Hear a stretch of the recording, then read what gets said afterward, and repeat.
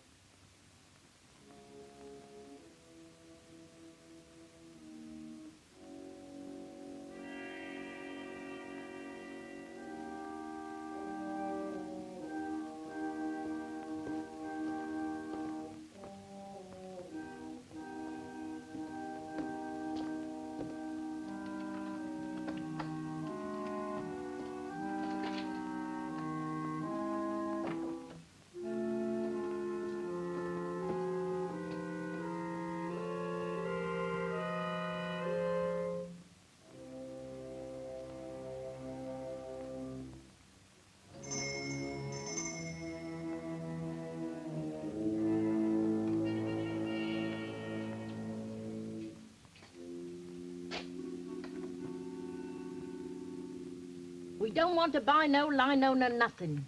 Mr. Dragore, please. Oh, him.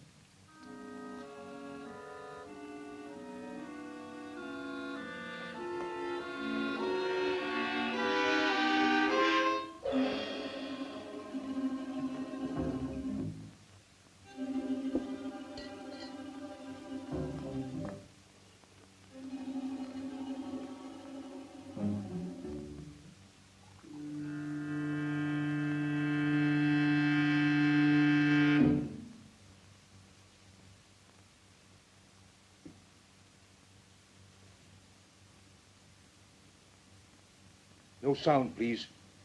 After 2 years I find you. I want the eternal light. You found me too late.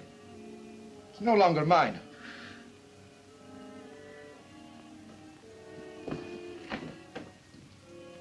I can kill with this from the end of the room. No lies, please. You cannot kill in England, Mahmoud. They get their murderers here and hang them. I have not come alone. If I hang, there are others. The eternal light goes back to the tomb from which you stole it. But I tell you, I have not got it. Please, I am not a child. I sold it. To whom did you sell it? To Professor Morland.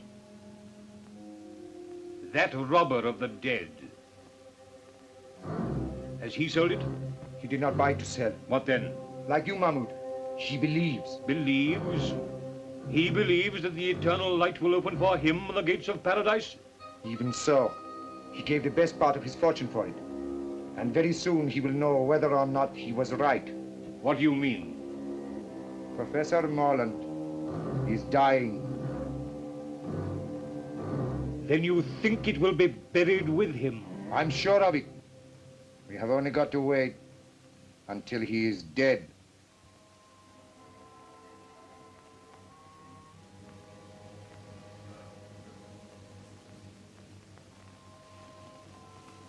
Anubis. Opener of the way.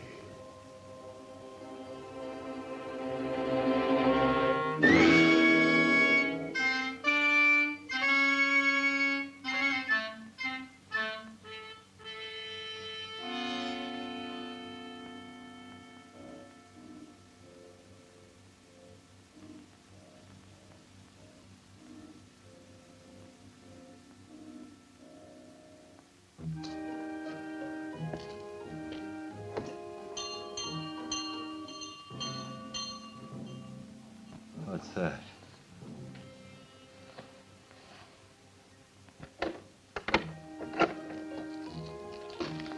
Well, what is it? Good evening. I happen to be staying in the neighborhood, and hearing of your master's illness, I took the liberty of calling. How is he tonight? He'll never see the morning. He hasn't asked for anyone of my cloth. Nor will he. He's set in his ways, and they're the ways of the heathen. I know he won't see the rector, but though I'm a comparative stranger, I don't like to leave a man to die like that. He'll die in his own fashion, as he has lived. Still, sometimes at the end. Not with him. He's stubborn and unbending, and will be so at the throne itself. Well, I suppose I can be of no use then. No manner of use. Good night.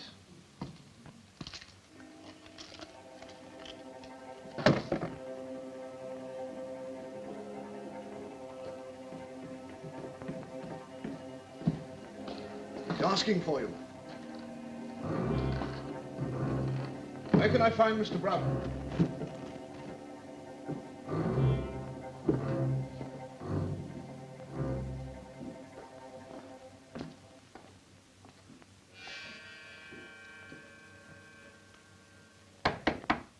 Who is it? Come in or go out.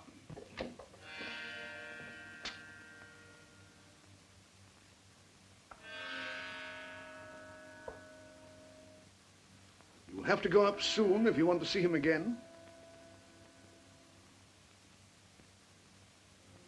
Curious house, this. Curious owner. Yes, but I suppose a great Egyptologist can't be expected to be like other people.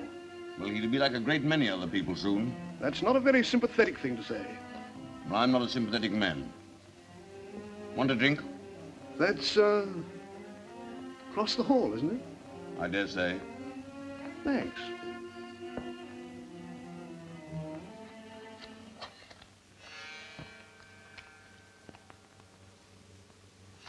$75,000, September 22nd, 1931.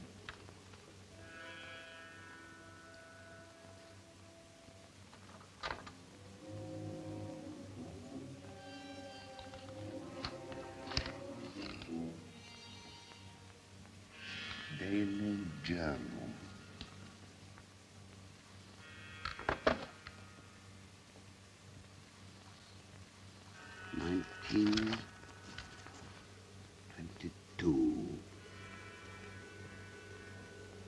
The eternal light, mine at last.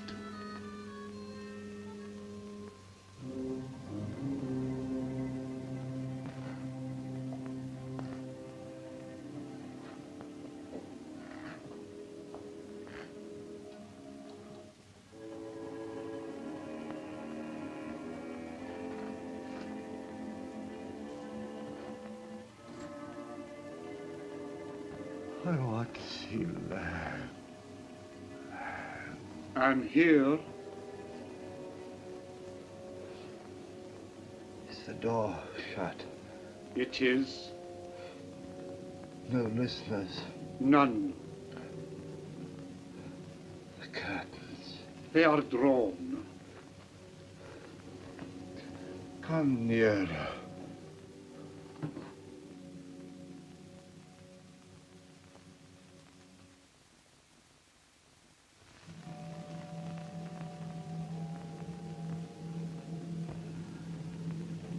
This man, Brown. Watch. Brown. You were always suspicious. Have you ever trusted a living soul? Only fools. I trust you. Better to trust in the spirit than in the flesh. I put my trust in my own gods. And now, when I am dead,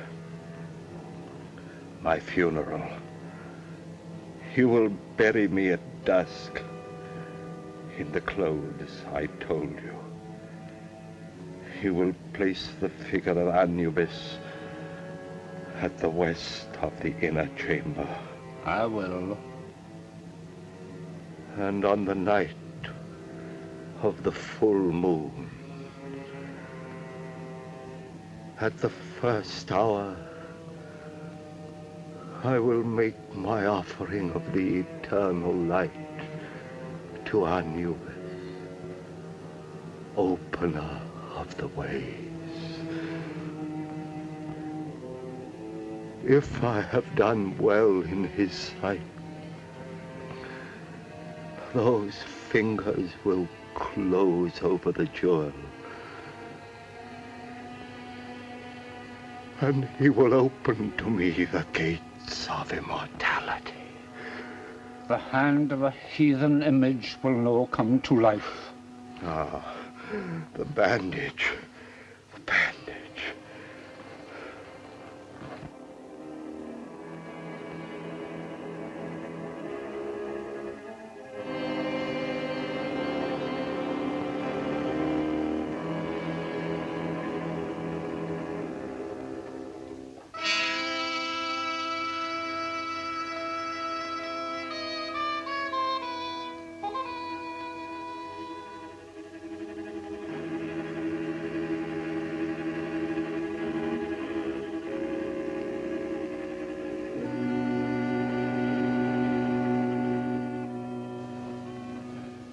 Look.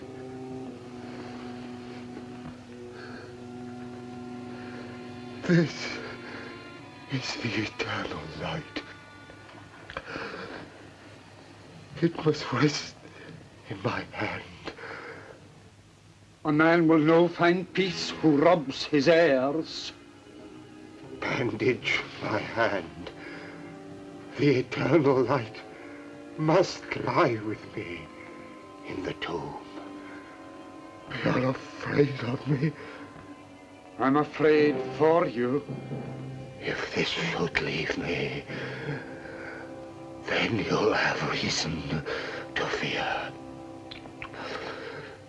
For when the full moon strikes the door of my tomb, I will come back. You hear? I will come back to kill. Bandage my hand.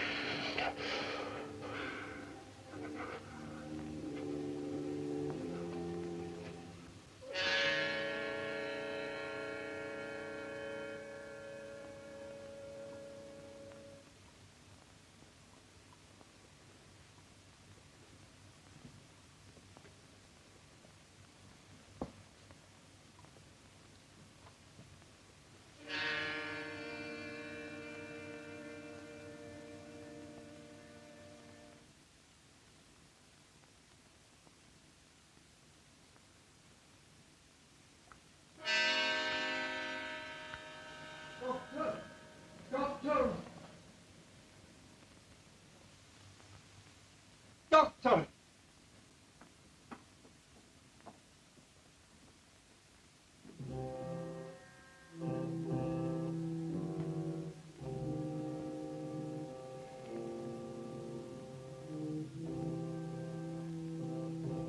Windows.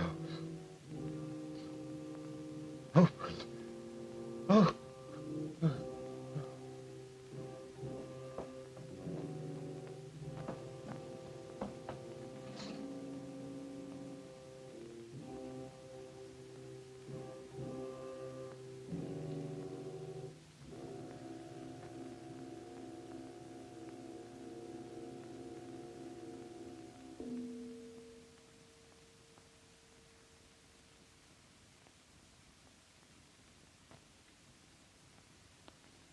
It's all over.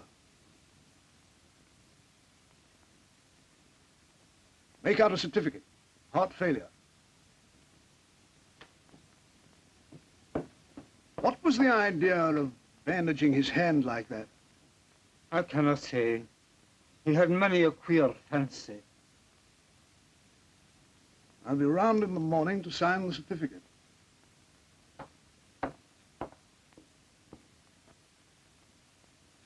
I'll no be leaving my master's side till his body is laid to rest.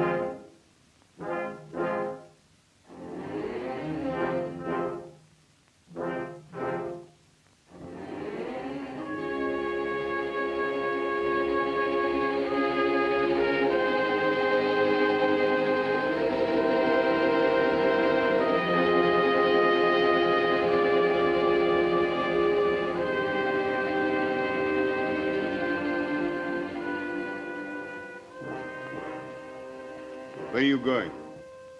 To feed the lamp that is to burn inside.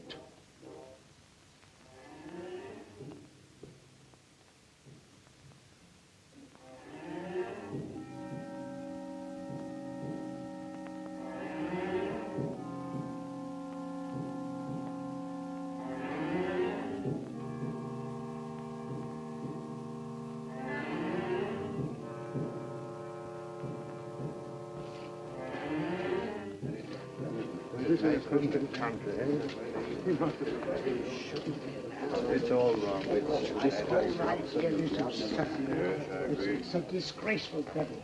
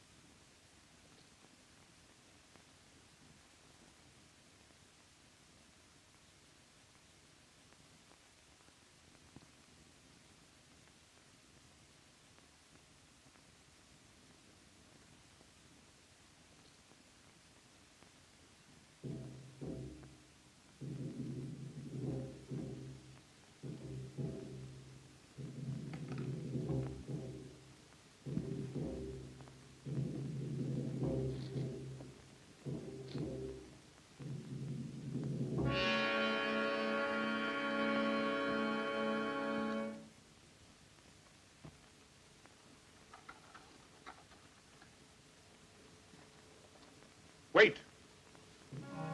You're leaving the key inside. Aye, that was another of his queer fancies.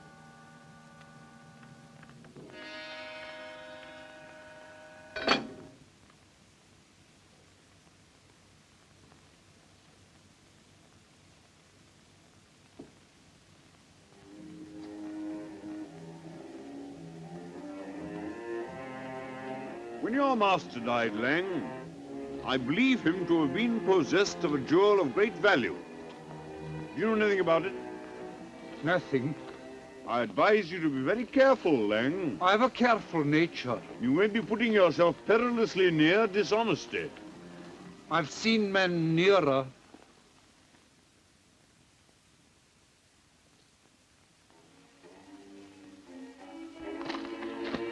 You may regret this, Lang.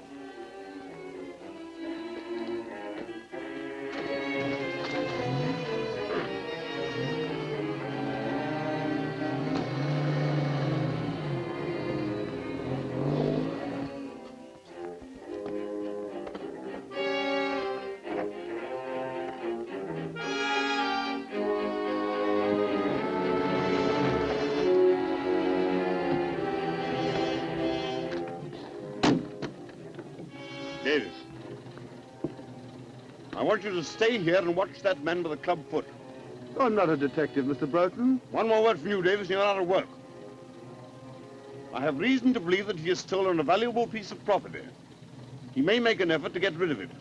Watch him and telephone me at my office if he leaves the house. Very good, sir.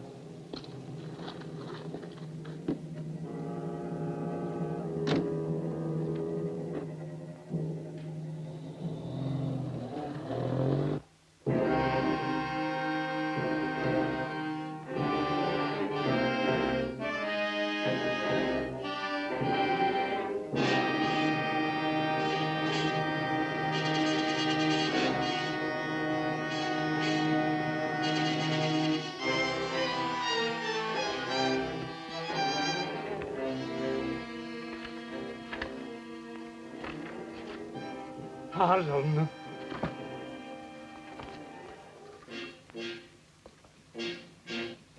Miss Betty Harlan, 52 Lanford Street.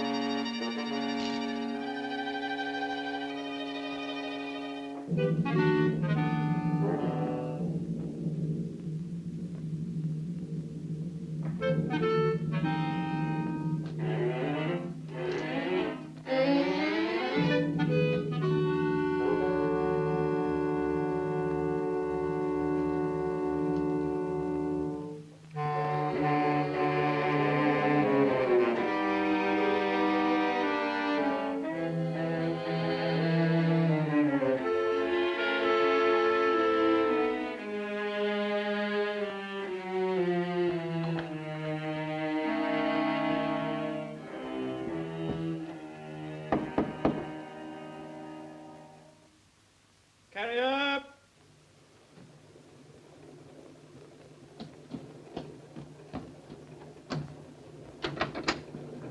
From Rapson's. 10 shillings if you'll drive me to Yaxford Station in time to catch the 5 o'clock train. I'll oblige you, Governor. I was going straight back as it was.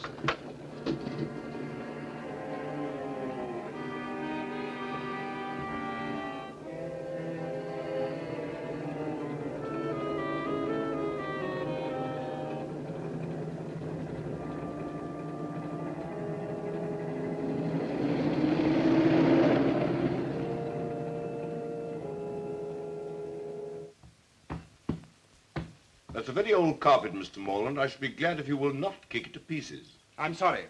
When I'm angry, I do kick. Be good enough to explain that. Yes, I intend to. By your own statement, Miss Holland and I are the sole heirs of Professor Morland.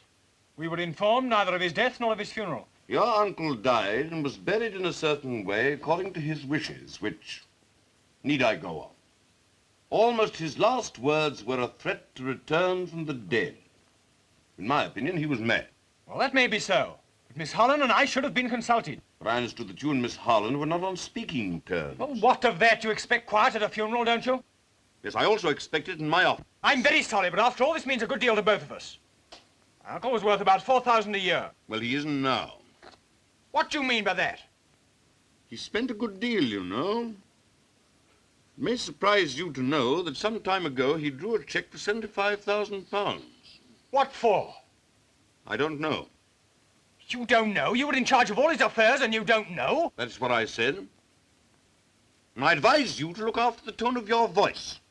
I'm not at all sure. I have much more important things to look after than the tone of my voice. I don't follow you. I'm going to run down to Owlsvale House tomorrow morning.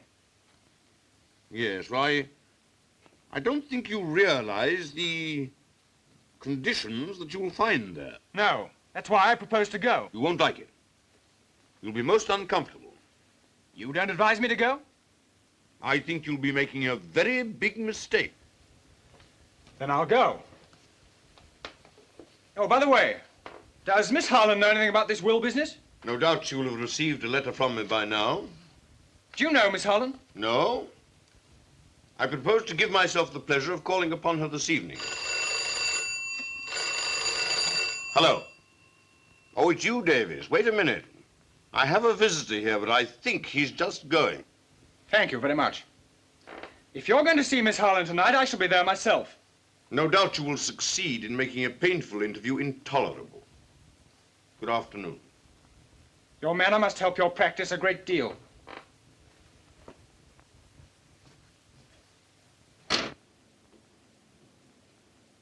Now, Davies.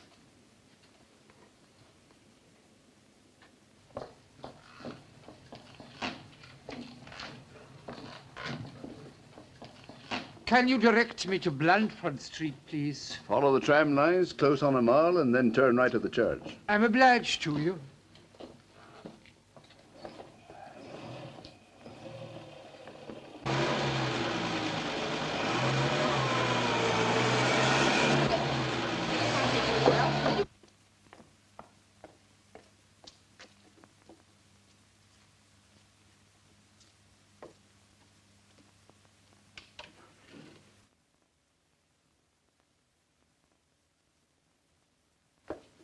Oh, hello, Caney.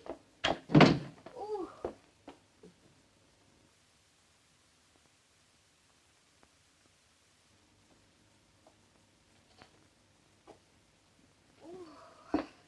Oh, it's good to get out of that fog. My dear, a most exciting thing has happened. Oh! Oh, don't let it happen again. No, not that. That's a chestnut. It's this. It looks like a solicitor's letter. Just been delivered by hand. Oh, dear. What haven't we paid? I wonder if I'm going to get a shock or not. Oh! Oh, Caney, that is a silly game. After all we've said about Uncle Henry, what do you think he's done? Something nice at last? He's dead. My dear, I'm sorry. And his solicitor wants to see me. My dear, I'm glad. He was awfully rich, wasn't he? He may have left you a fortune. If he has, I'll buy you a private cinema. I say, when did this letter come? A few minutes ago. Why? He asked me to telephone him if I could see him here at 6. You don't want to miss the chance of a fortune for the sake of tuppence. You better run out and do it now. You're right.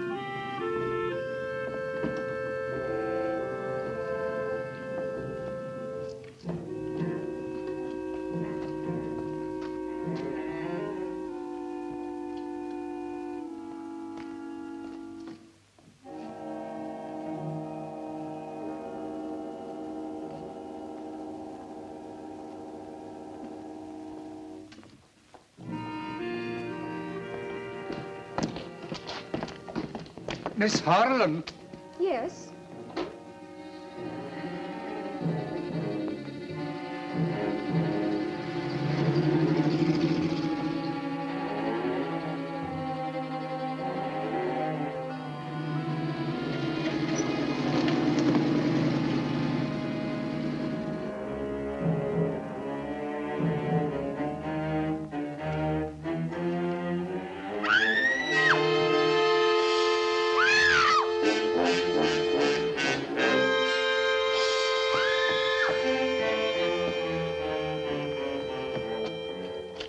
the matter? What's happened? Somebody attacked me and snatched my bag. Why, good Lord, it's Betty Harlan. Rafe Morland. You would go and get yourself into some kind of mix-up. You would arrive when it's all over. Thank you. Well, I'm going home. Wait a minute. I was on my way to see you, strictly on business. You wouldn't be allowed in for any other reason. That's good.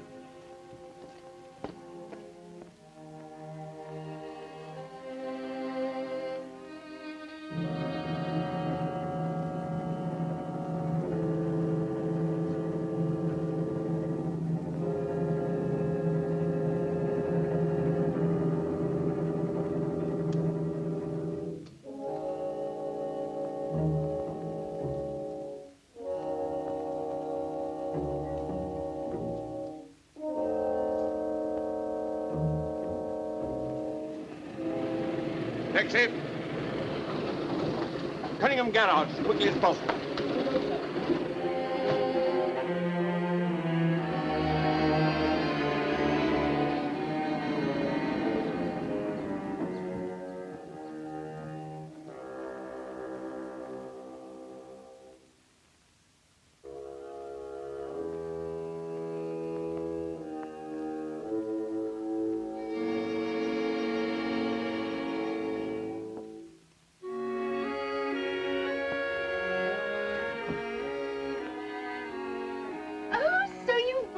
Him.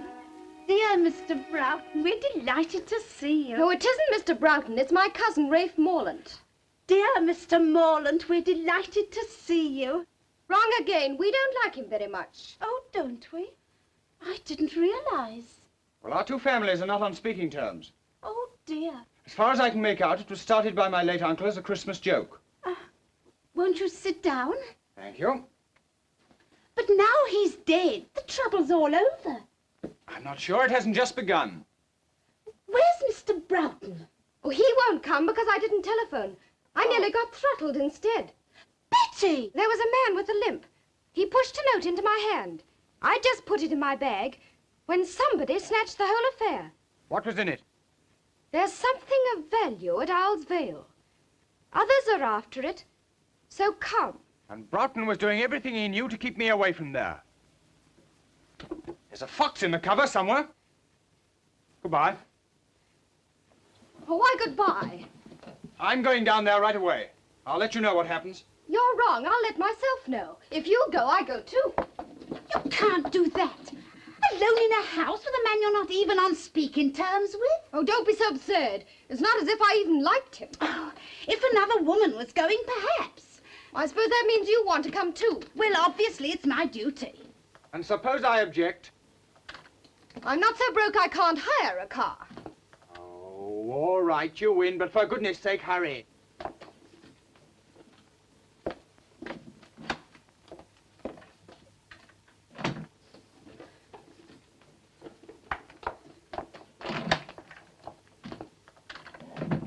Girls must get in this as best you can. There you are.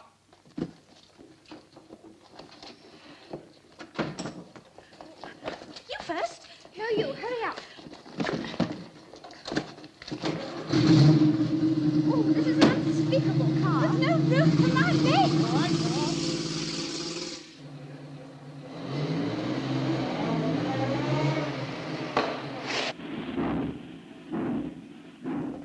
on. It looks as if I'll have to walk. You might do worse. There's a grand moon. It's full.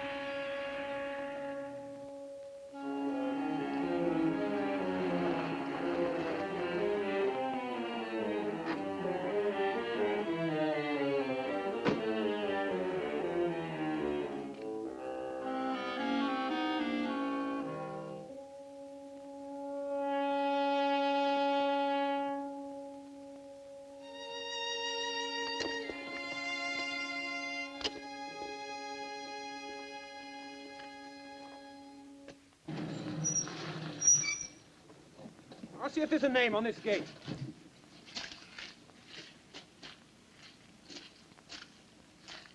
No, there's nothing to show. This is the place. But there aren't any other places, and I'm frozen.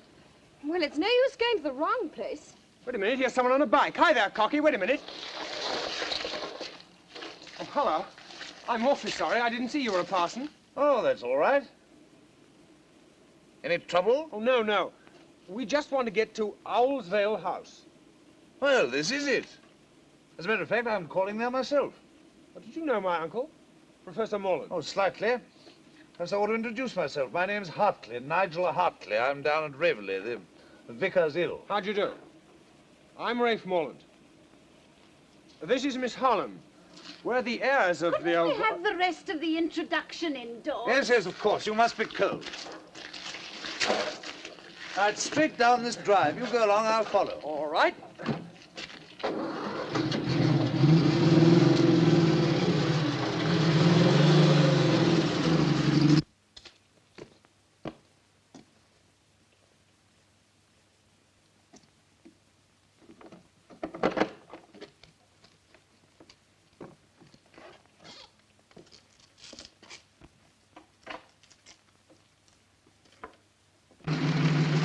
Here we are.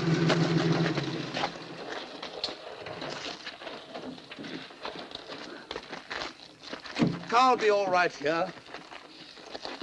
I'll show you the way.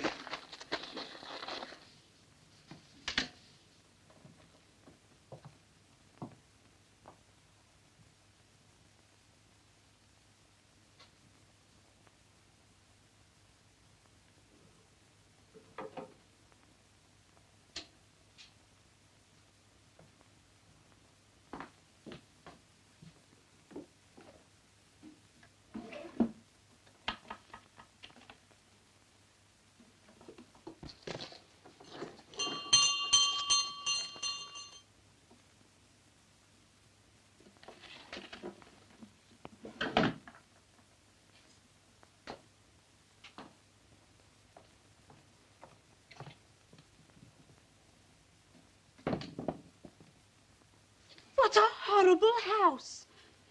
I wish I was back home in bed. I can hear someone coming.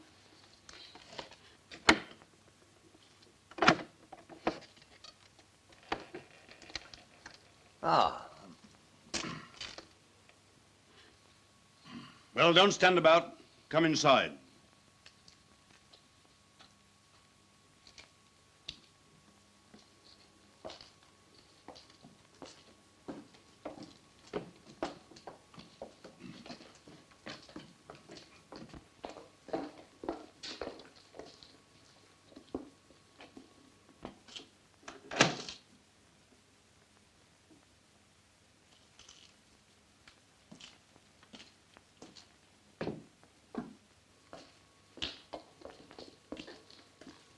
We'll go into the library.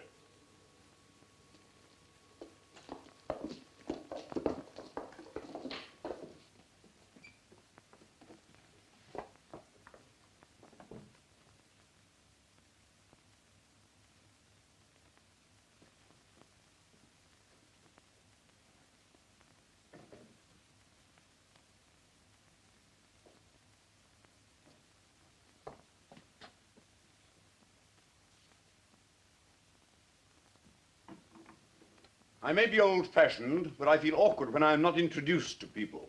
I'm sorry. I forgot you didn't know your clients by sight. This is Miss Holland. How do you do? I was expecting a telephone message from you. Oh, I was on my way to call you up when the most extraordinary thing happened. And this is Miss Caney. How do you do?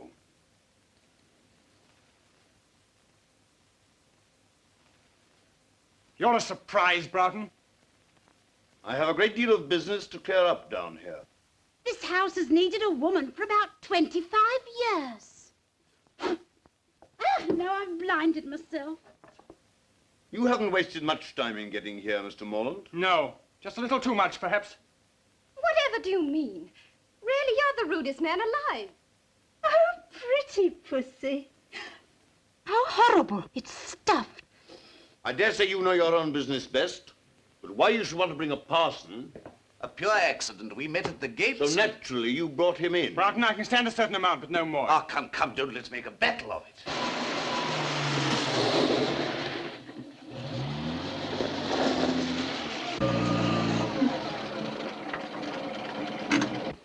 You stay here in the car. No.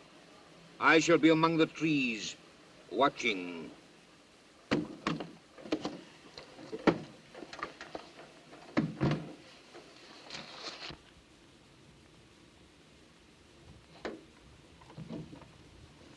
You may say I have no right to express this opinion, but to my mind it's a scandalous and disgraceful burial which may have disastrous consequences. It would be very disastrous if he came back, wouldn't it? I quite see Mr. Hartley's point. Yes, you make friends quickly, don't you? And enemies quicker. Need we have these childish squabbles? We all know the dead men don't come back. Oh, I wish I was back home in bed. Hadn't somebody better answer that? Certainly. It's your house. Very well.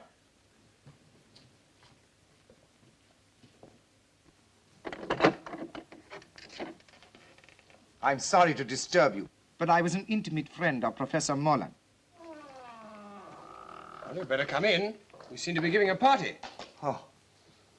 Well, thank you.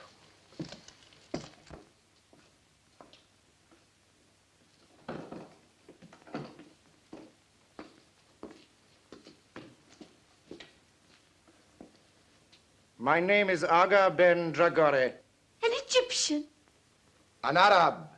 I don't remember having heard your name. I did not flatter myself that you would. But I knew Professor Mullen some years ago in Egypt.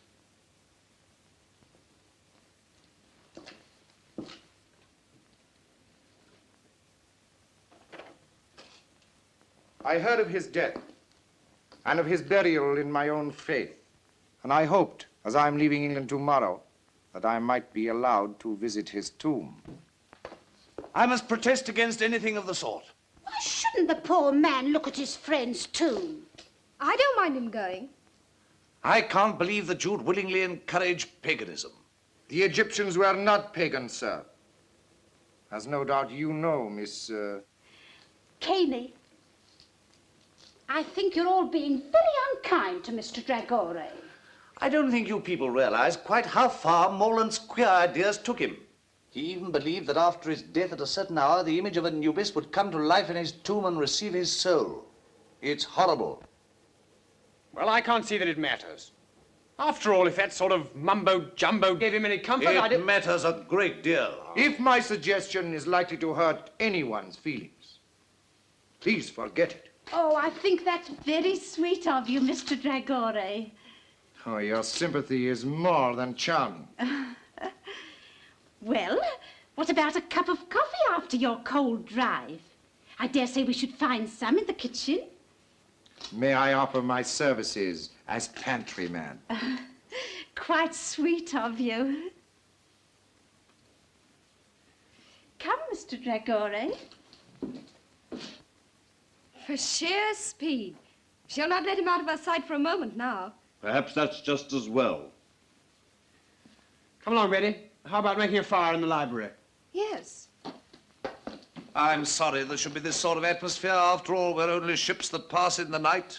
Do you want a drink or will you pass now? Oh, well, thank you very much.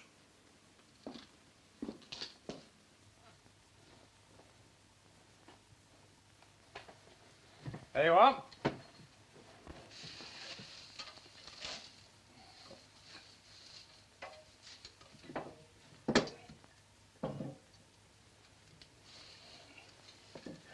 Oh, if you build it that way, there won't be any draft. Well, it'll be the only place in this house where there isn't one, then. Oh, don't you think you carry those snappy retorts a trifle too far? Since we met, I can't remember you saying a kind word to anyone. Perhaps you're right. I'm sorry.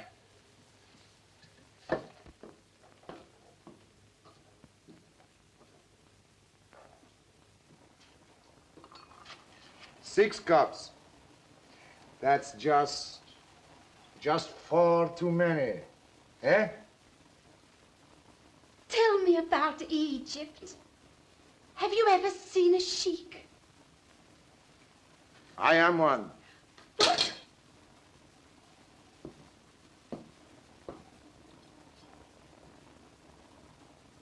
Oh, thank you. Then how should I address you? Oh, I'm cutting sandwiches for a sheik. I don't feel quite well. Oh, don't be alarmed. We're not quite as uncivilized as people think. Oh, don't say that. Do you ride a white stallion? Sometimes. Oh, down the path of the moon, the noble animal plunging and frothing at the nostrils till it founders at your feet, faithful unto death. Well, not very often. You see, it's rather too expensive. Well, I know it's not your fault. We were taught to hate one another, but... Good Lord, you don't think I hate you, do you? Well, I can't somehow feel I'm your dearest friend. You never did have a great deal of sense, did you? Oh, that's nice. Rafe, I have a woman's intuition that you and I are up against things. Yes, I'm pretty sure we are. Well, then, let's cut the quarreling. Shoulder to shoulder, eh? All right. Partners. Partners. Ah.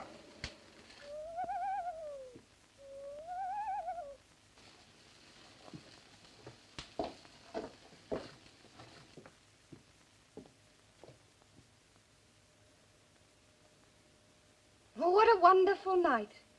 It's a full moon.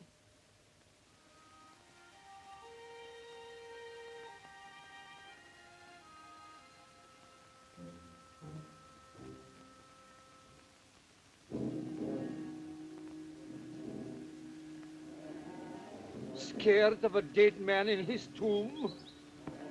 Shame on yourself. Are you a child that your knee should rattle at the talk of a madman? Look your enemy in the face. It's the fear of the big door has got you, and will hold you fast till you stare it down.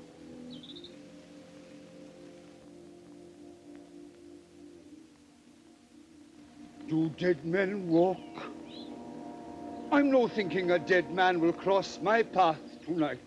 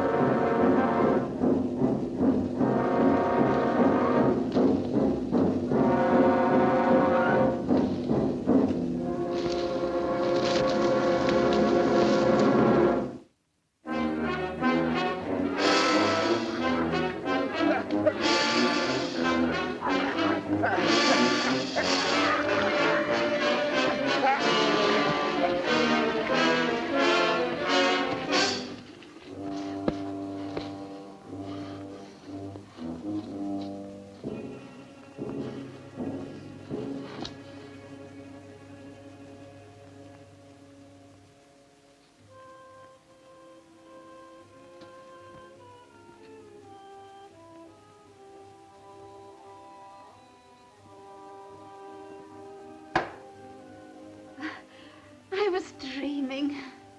Now I will show you how we make coffee in the desert, underneath the stars. But you don't make it yourself, do you? No, of course not. A Circassian slave, lovely as sin, cooks it for us, kneeling. And if it is not to our liking... I know. She's stripped to the waist and lashed for miles across the Sahara. where she is finally eaten by locusts, and rightly. Now, take this canister and do exactly as I tell you. And if I fail? The Yorkshire moors are just behind us. Now, 6 spoonfuls. 1. 2. 3. 4. 5.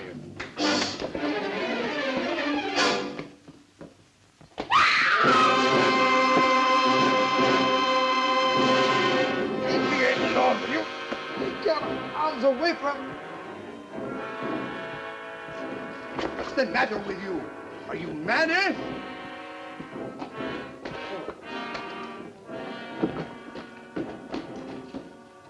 What was the matter with him? Was it drink? No. Terror. Stark terror. Oh, then I've caught it. You stay here. I'll look after him. If you must look after somebody, why look further? Eh? Come on, then.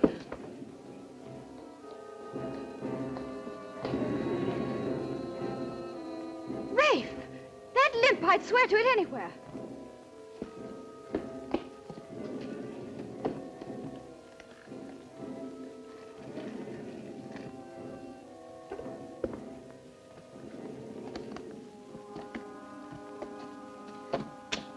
That's the man.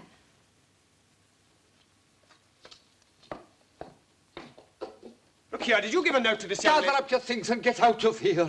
The master, I've seen him. You...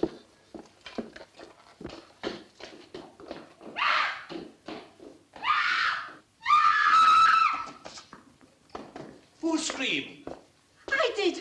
That's the last time I'll ever try to make coffee in a strange house. That man with a limp, who was he? Lang, your uncle's servant. Well, he seemed mad to me.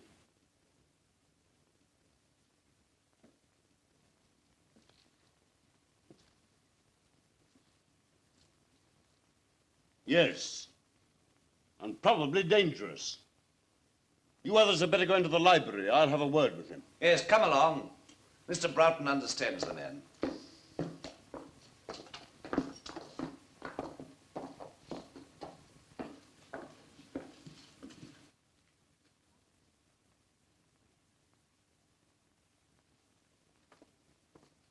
It would do no harm to warn my man to stand by. Your man? Is he a sheik too? No, he's his chauffeur. He's outside now with my car.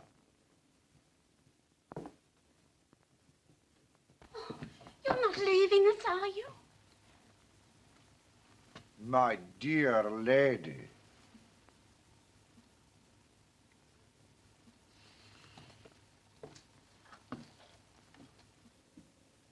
Not a very courageous person, our foreign friend. You think he's run away?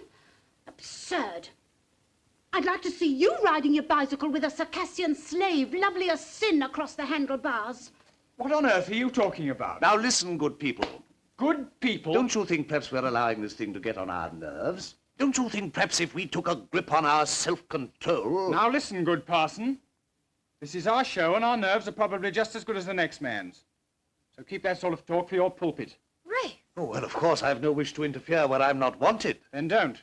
This is not a Sunday school.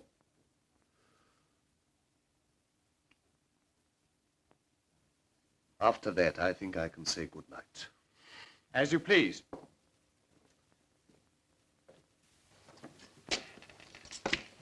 Well, I'm sorry I was offensive. Good night. Oh, well, the tongue is an unruly member, is it not? Yes. Yes.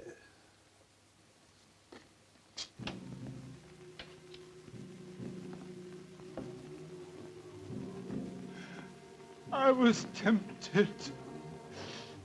I was tempted, but I did not fall.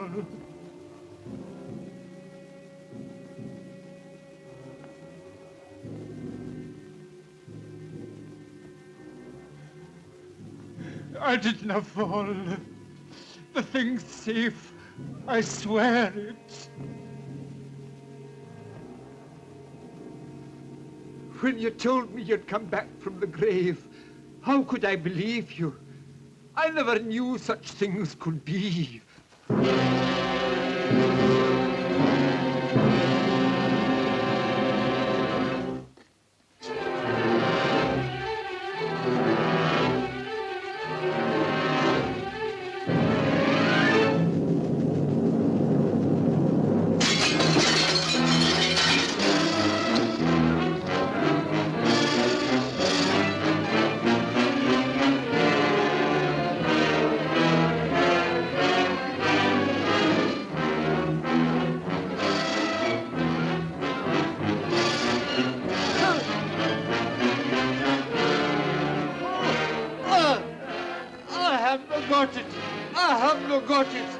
The girl! She has it. I swear it. Oh, oh.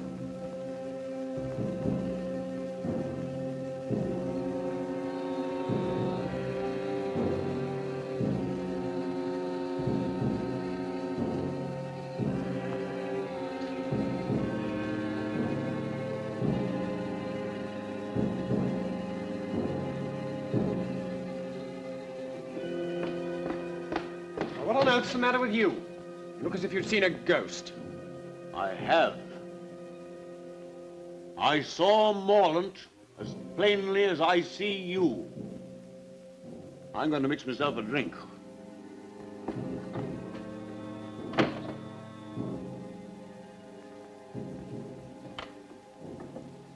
Betty, just a minute. Well? I have an idea they're trying to scare us out of this house.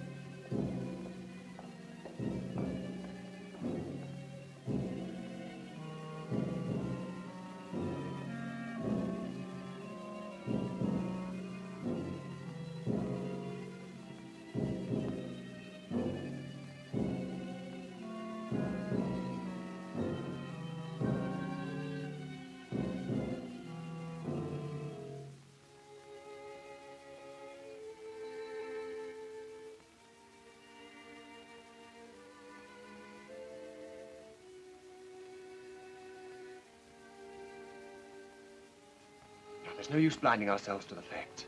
There must be something pretty big at stake. Something that depends on getting rid of us? That's how it looks to me. What are we going to do?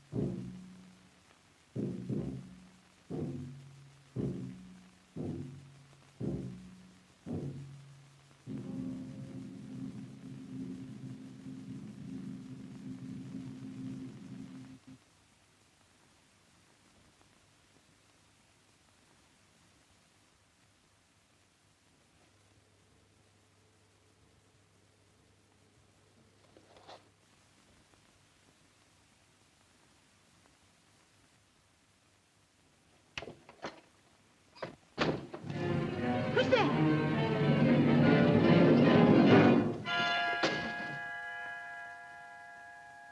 Betty, I'm going down to that tomb and find out Well, whether... still- It's the only way we've got of finding out what's going on round here.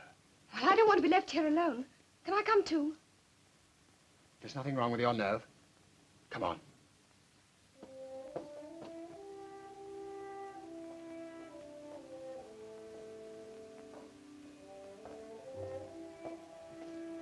I'll put on a pullover and some thicker shoes. All right. Is this yours? Yes. I'll keep an eye on Broughton.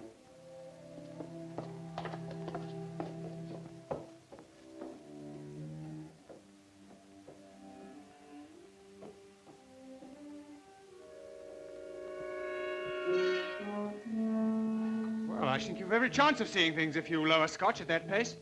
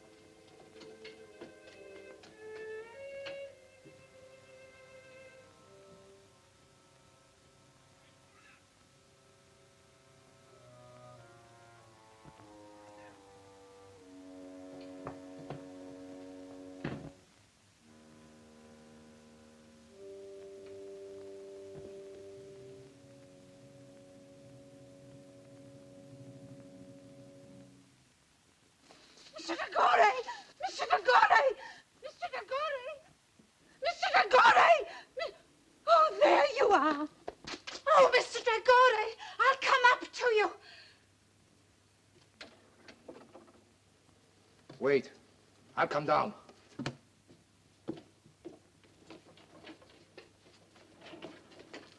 What do you want? There was somebody in the library. Who? I don't know. The door, it's shut. It's shut. Don't scream. Oh, that's what I need. The command in your wonderful voice.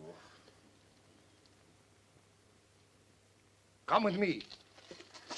I think you've gone far enough with your insinuations. Yes, and I may go a great deal farther. What is it? What's the matter? I've seen him.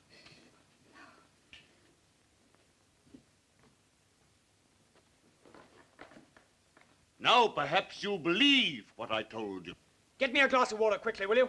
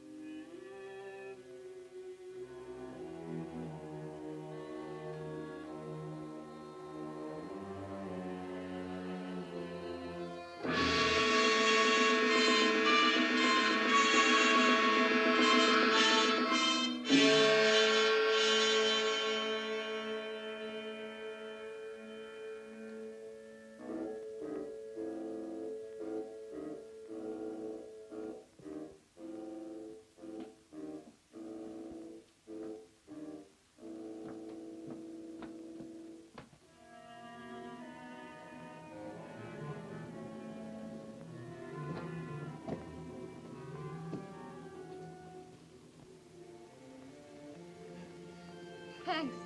I wasn't hurt, only frightened. Broughton, see if you can find Miss Caney, will you?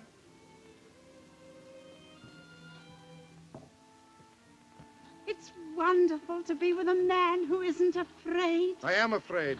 You, who have ridden barebacked over the desert. If you don't stop chattering, I'm afraid I shall have a knife in my back. But when I'm with you, I have to talk. It comes like poetry. Are you prepared to obey me? In anything. Then close your eyes and don't speak for 10 seconds.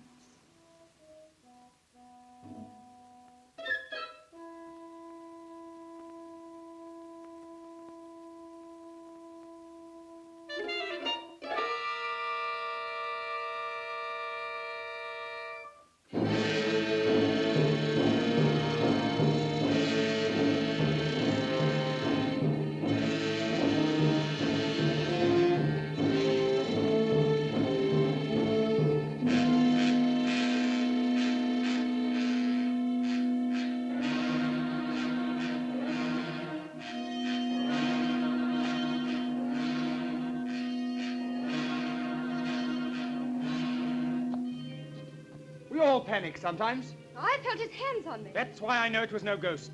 It was no ghost. Look at the clock. It's nearing the hour. I know where you'll find him now. He's gone back to the tomb, to his heathen gods. And you and I will follow in there. Wait a minute. What's his doctor's telephone number? Yaxford 72.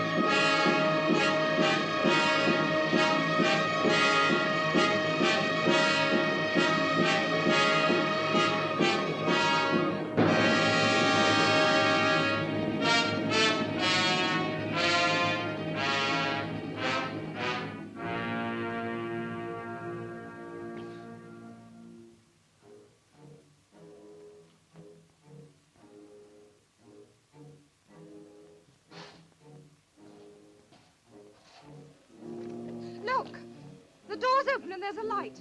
I'll go no nearer. I'll go no nearer. I can see a shadow moving. I'll go no nearer. Well, then, go back. What about it, Betty? Do we go on? Yes, of course. Thought you'd say that.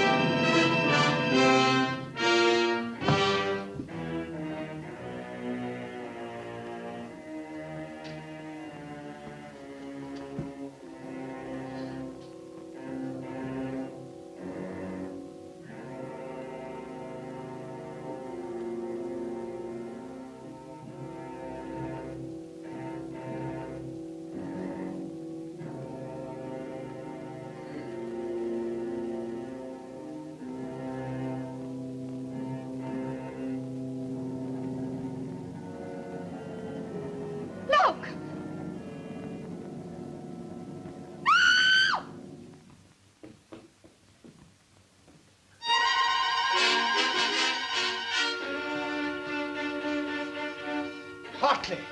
So you're not a parson, just a dirty crook.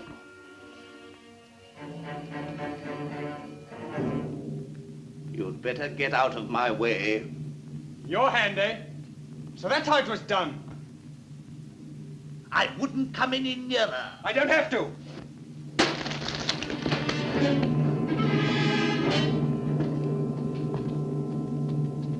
Look, if you please. Thank you. Come on now.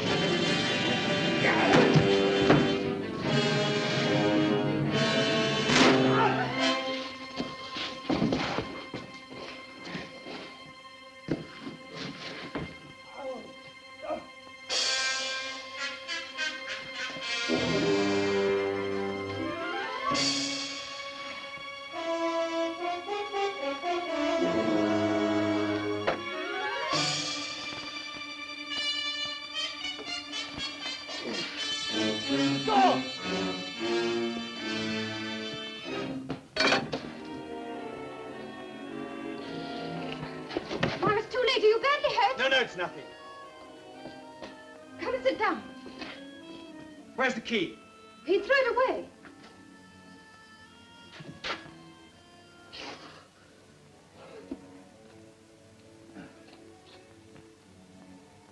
When I phoned the doctor, I told him to bring the police. They ought to find us somehow. Oh, even if they do come, how can they break down that door?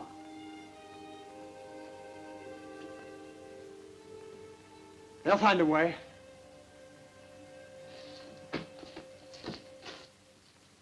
I'll make a bandage.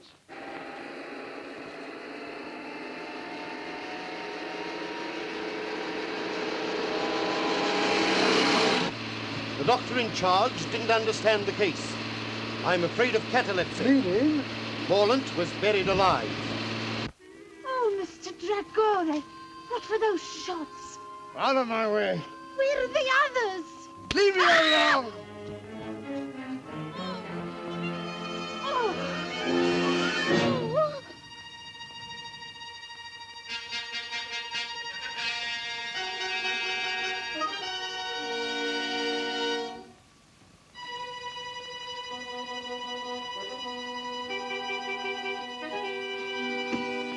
I rather thought you might be leaving in a hurry with something in your pocket that doesn't belong to you. Hand it over. You win.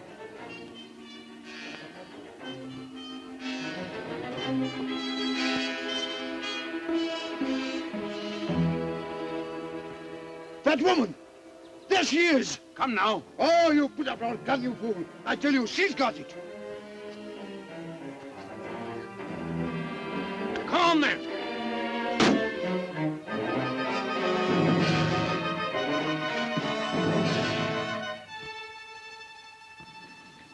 Stop! Now, Miss Caney, if you please. I don't think so. You fool. If either of you two horrible men so much as move, in it goes. But you don't know the value of that jewel. I don't care for the value, it'll go. And if you shoot, I'll go with it. I mean it. Down 30 feet. And about 60 feet of water. And then Australia. I can't see to tie this. That light seems much lower.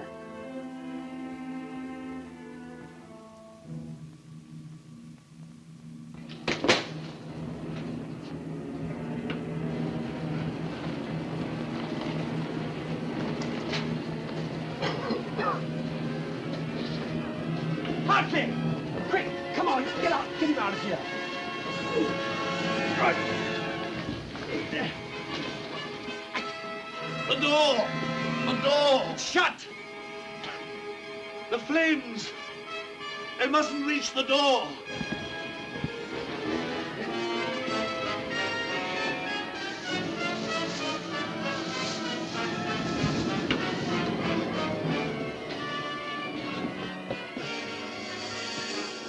It's no good. You can't breathe in there.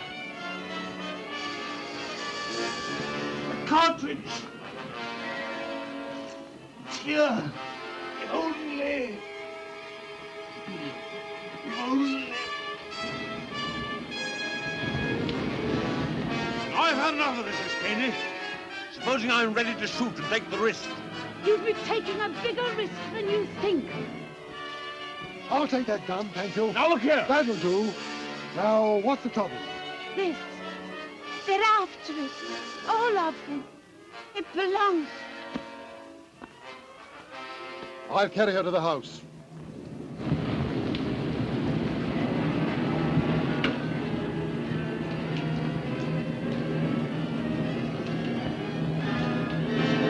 Get back! Back in that corner!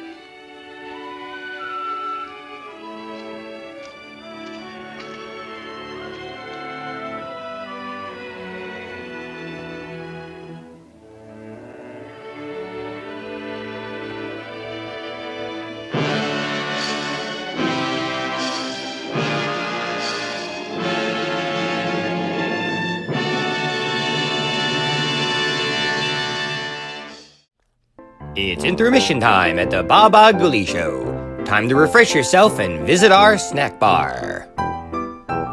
Got a yen for some hot popcorn? How's about your favorite soft drinks, which are sparkling cold? And there's all kinds of candy to tempt you. It's radio time, folks. Enjoy the rest of the program. Let's all go to the lobby. Let's all go to the lobby. Let's all go to the lobby to get ourselves a treat. Delicious things to eat. The popcorn can't be beat. The sparkling drinks are just dandy. The chocolate bars and the candy. So let's all go to the lobby to get ourselves a treat. Let's all go to the lobby to get ourselves a treat.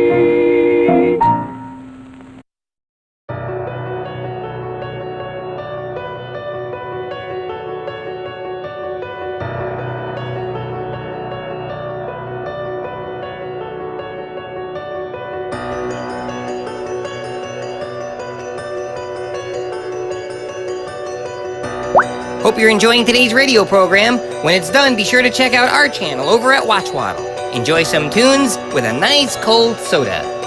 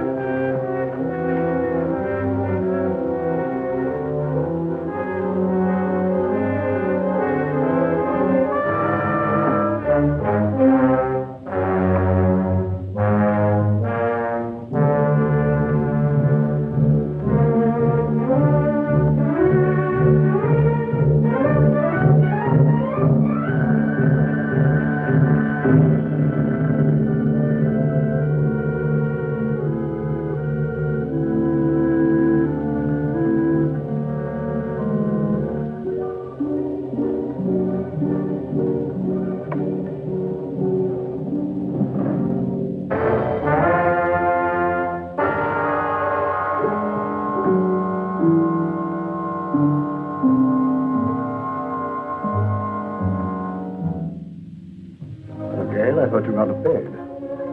I thought you had, Leo.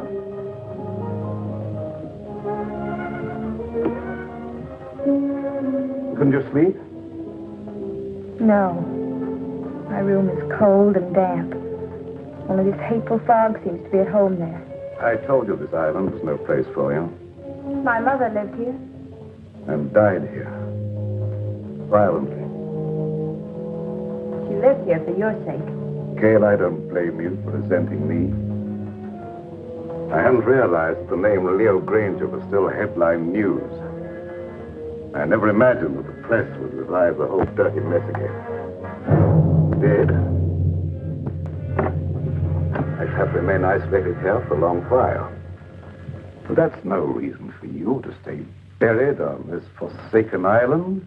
Leo, I don't hold you accountable for the position I find myself in. It's just that, for the present at least, I too would like to avoid the public. In fact, for a while, I'd like not to see anybody. And I'm afraid that won't be possible, Gail. If you insist on remaining here. Why? There are a few people I must see. Some, shall we say, associates. You're going to let them come out here? I'm going to invite them out here. Surely you don't think they'd accept your invitation. They'd be afraid to. I have an idea that their greed will outweigh their fear. Their greed? Yes. It was their greed that made them invest heavily with me, because they thought I could make more money for them than anyone else. And when my financial empire crashed, they were the first to cry swindler.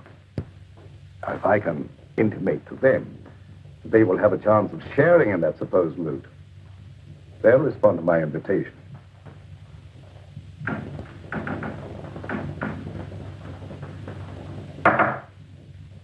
What was that? I'm just knocking on my pipe, dear. No, I meant that noise outside. Sounded like the branch of a tree. Wind must be coming up. I'll go and see.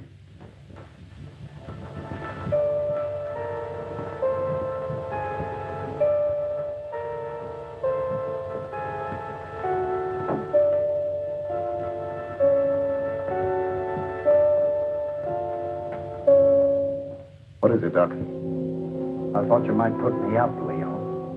What do you want it for this time? Oh, merely petty larceny. I had to eat. I couldn't get a job after serving my term with you. The newspapers printed our pictures again. Everybody recognized. It won't be convenient to keep you here too long. I've invited some of our friends over for the weekend. That crowd that sent us up? How did you know that? You were more confidential as my cellmate than as my employer. And you were less of a menace behind prison bars than you were in my accountant's cage. I have the same score to settle with that crowd that you have. I could be of help to you. You might. Let's talk it over. Go to the small door under this balcony. It's open. Wait for me there. Won't be too long. I said wait for me there.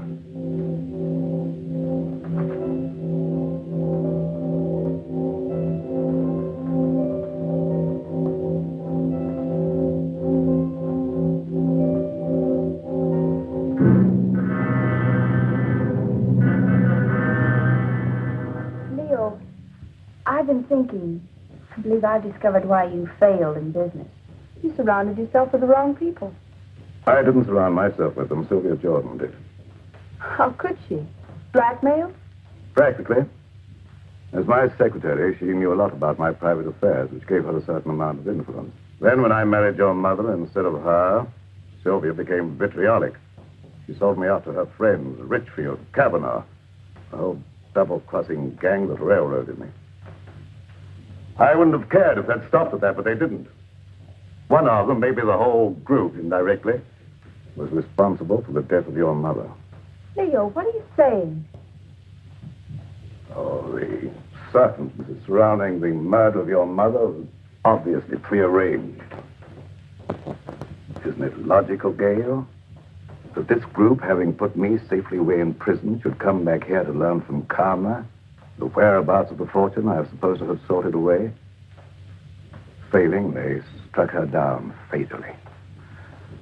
And they ransacked the place until they were disturbed by the launch returning with the servants. But if any of them did murder Mother, do you think they'd risk coming back out here? Now, don't forget they didn't get what they came after.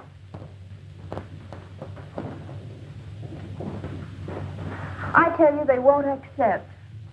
Well, let's wait and see.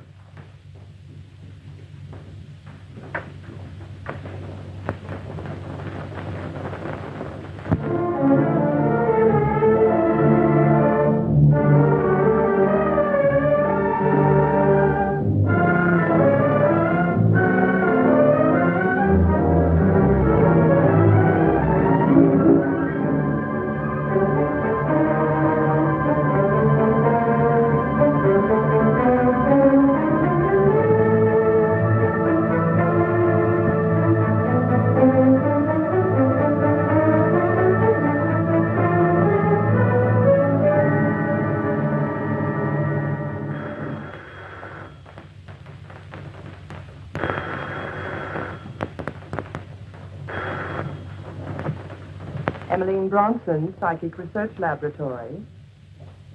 Alec Richfield. This is Emmeline.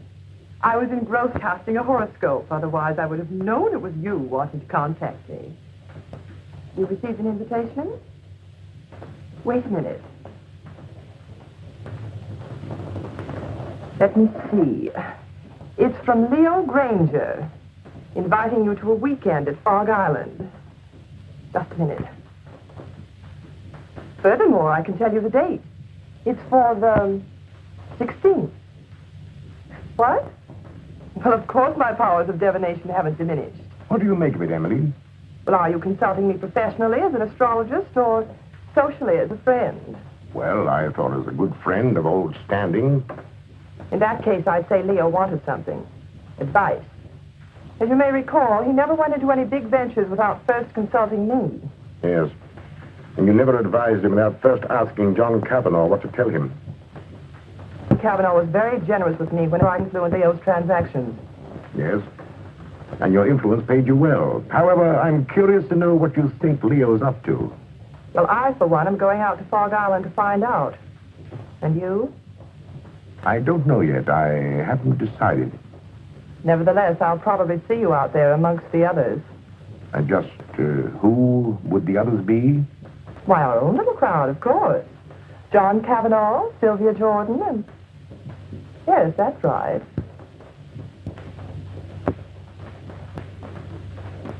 What has Leo Granger to say, John? How do you know this is from Leo Granger? This is private secretary for years. I might at least be expected to recognize his handwriting, don't you think? Of course. Have you read between the lines? Read what? That I might see justice done? Well? Does it occur to you that Leo may have found out how you played up to Karma while he was out of the way? I didn't. I always liked Karma. There was no point in avoiding her just because he got into trouble. And there was no point, I suppose, in your chartering that boat all by yourself just to call on her at Fog Island. Who said I chartered a boat? The man who owned it. He also admitted taking a veiled woman out to the island, alone. I never wear veils. Besides, why should I want to see Karma? To get information. That needn't exclude you in Leo's mind as one of Alec's henchmen. How do you know that? I know Leo Granger. I know the way his mind works. He's a very suspicious and vindictive man. How about Kingsley? Emmeline Bronston? Yes, even you. Don't forget the damaging effect your testimony as his private secretary had on the case. I'm not forgetting it. Nevertheless, I don't expect Leo ever to forgive me. Leo Granger will never forgive any one of us. 5 years in the penitentiary can do a lot to a man. Not to Leo Granger. You get one of these? The same? Identically. And I dare say there's a half a dozen others floating around amongst our erstwhile associates. Shall you go? I think so. You're not afraid? Are you? Well, not exactly afraid, but, But what? maybe intrigued. After all, he got away with quite a fortune. If he's going to pay off, I want to be there. That's what I thought. And if you go, I'll go. And if we go, the others will go. Will they? There's safety in numbers.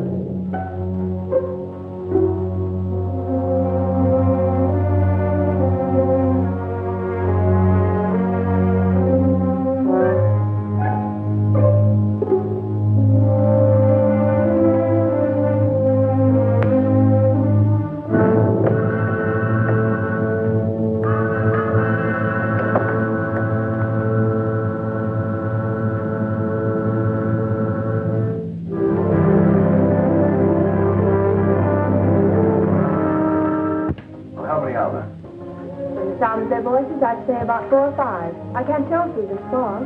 Good.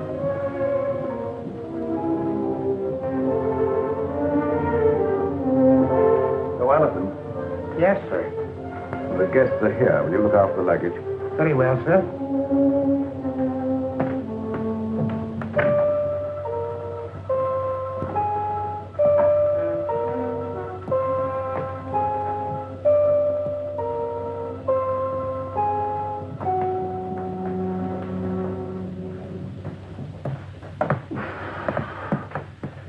Well, how are you, Leo? Quite fit, John, and you? Never better. No, Leo. Now, Sylvia, This is a curious place. yes, strangely enough, it was built by pirates. But you shouldn't have any difficulty in finding your way around, John. Thank you.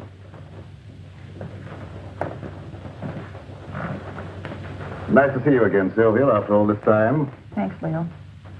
You're looking well. You know, penitentiaries aren't exactly health resorts. I wouldn't recommend them to my friends. There's a fire waiting. Thank you. Leo. If it's any consolation to you, your water sign predicts satisfaction for you here. What about you, Emmeline? Me? Oh, don't you know a seer is never any good for herself?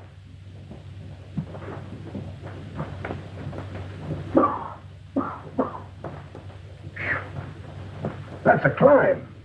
Getting soft, Alec? Oh, not so you notice it, Leo. Of course, cigars may have cut my wind a bit, but I still smoke them when I want them. Something I was forced to give up, cigars. You got those that I sent you? Yes, I got them, but they weren't my fancy. However, my cellmate enjoyed them and survived. Lucky.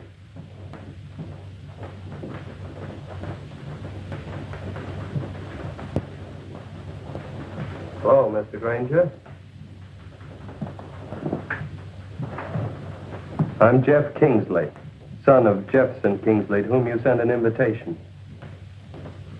Apparently you didn't know Dad died a month ago. Oh, no, I didn't. I'm sorry. You don't mind, of course, my coming out here to see justice done? Of course not. Come in. Thank you.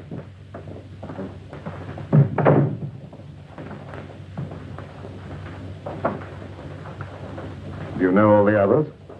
I introduced myself to them on the launch on the way out.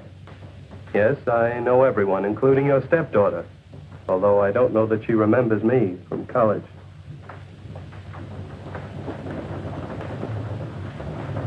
Hello. Hello? It's been a long time. Yes.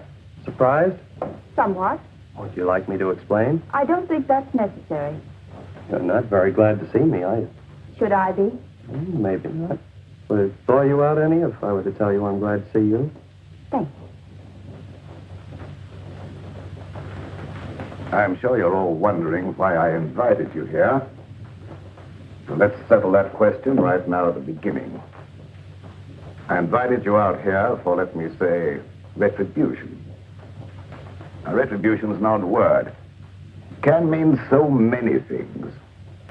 It could mean reward, the return of money you think I stole from you. It could mean giving you an opportunity of getting even with me, or with each other. It could mean revenge, seeking a life for a life. You see, you killed something very dear to me. It might have been friendship, it might have been my ideals, it might have been my wife. Perhaps you never knew it, but I happen to love Karma. She was more than just a wife to me. She was my ideal, my friend. Whichever one of you killed her will kill again, and just as wantonly. So let me warn you, the innocent among you, to be wary of the murderer whenever he or she finds it necessary to strike again. And that, my dear friends, concludes the business of the evening. Now let's all be as sociable as we can. Oh, I omitted to mention that we have another house guest, Doc Lake. You all remember Doc Lake, I'm sure, my accountant who was sent up with me. Doc, our friends are having a little drink. Perhaps you'd care to join them. Good evening. Since Leo puts it so delicately, I'd be delighted to have a drink. And renew old acquaintance. Oh, by the way, I'm afraid I had to send the launch back to the mainland for some slight repairs. It'll be back in the morning, probably. In the meantime, I'm quite sure you'll find every convenience on this island, except, of course, the telephone. Dinner will be at 8:30.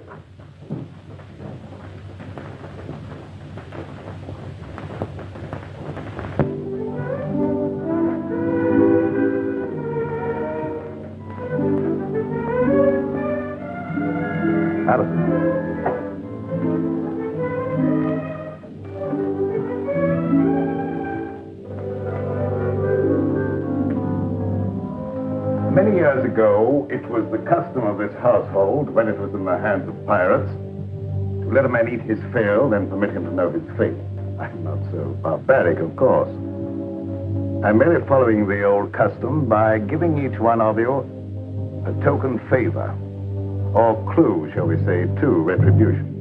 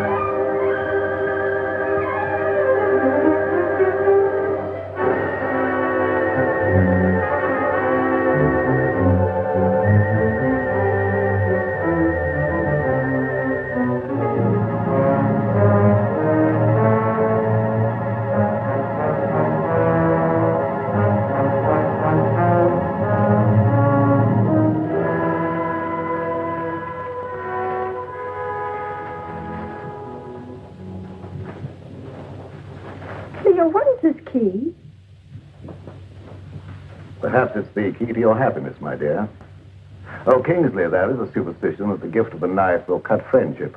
I'm not superstitious, are you?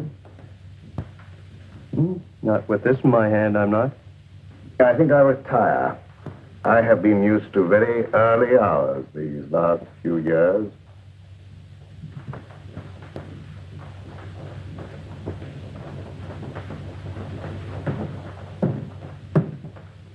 Gail, I think our guests will enjoy a little music if you feel so disposed. Anything special you would like? No, anything you like. Preferably something favoring the woodwinds. Why, the woodwinds, Leo. I don't know, dear. There's something very plaintive about the music of oboes, flutes, clarinets, and something very enticing. Mind if I join you? And if I did? I'd join you anyway. You tried that before. And miss. And this time? I'm your guest, remember? Not mine. Leo Granger.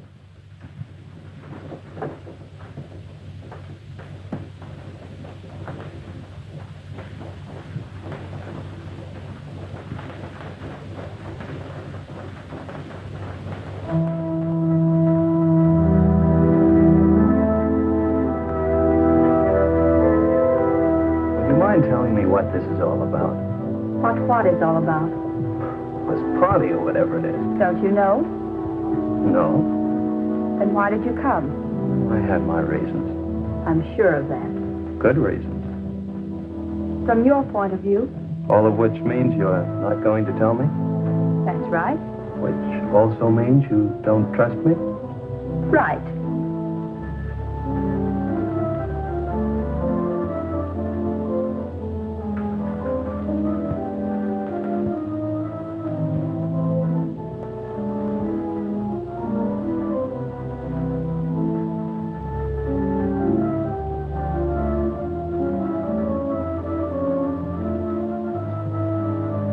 Odd favors Leo gives.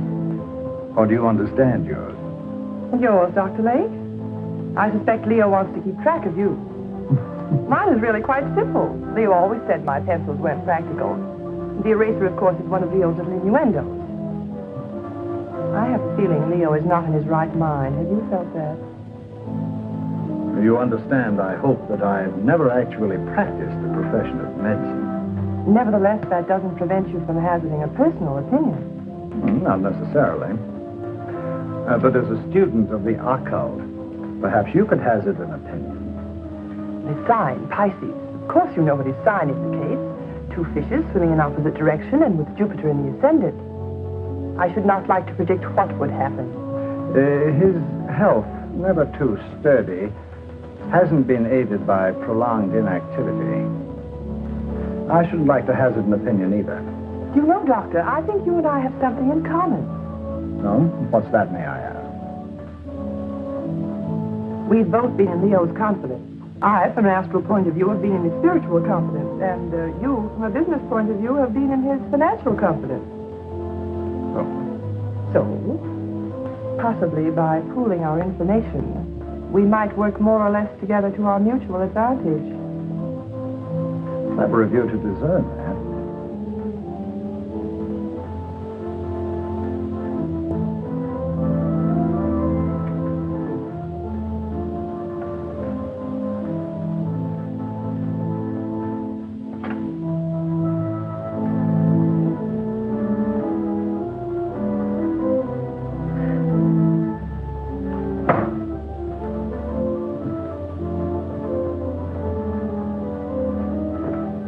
What's the matter? In there. John, do you know of any way we can get off this island? There isn't any way. I asked the butler. Why? I'm afraid. Of what? I don't know. But this to Leo always suggested death. What to Leo might this suggest?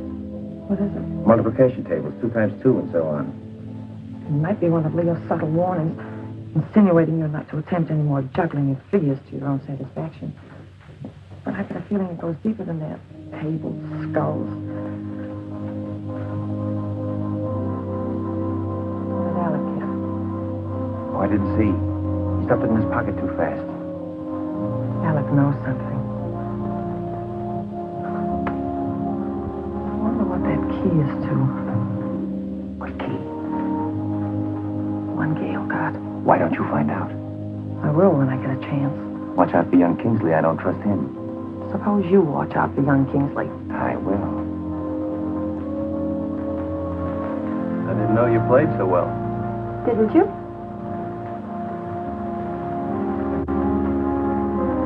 You know, there was a time I thought I knew pretty much about you.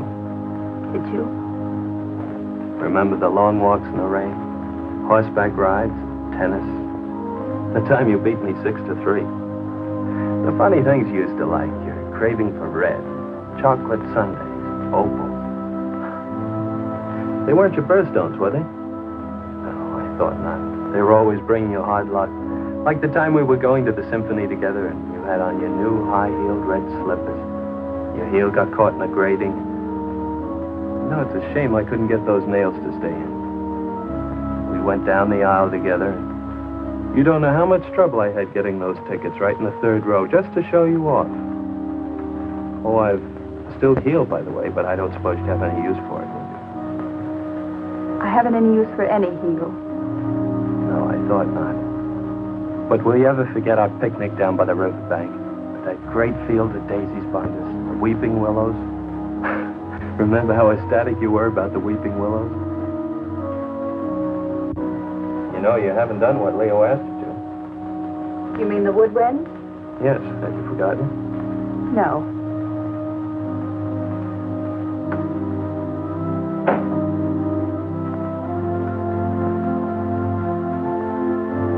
I see.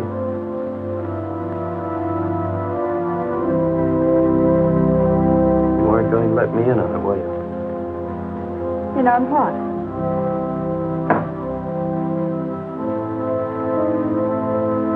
Oh, that. No. Why not? Suppose you find out if you think it's important. Gail, is anything important to you? Yes. Solitude.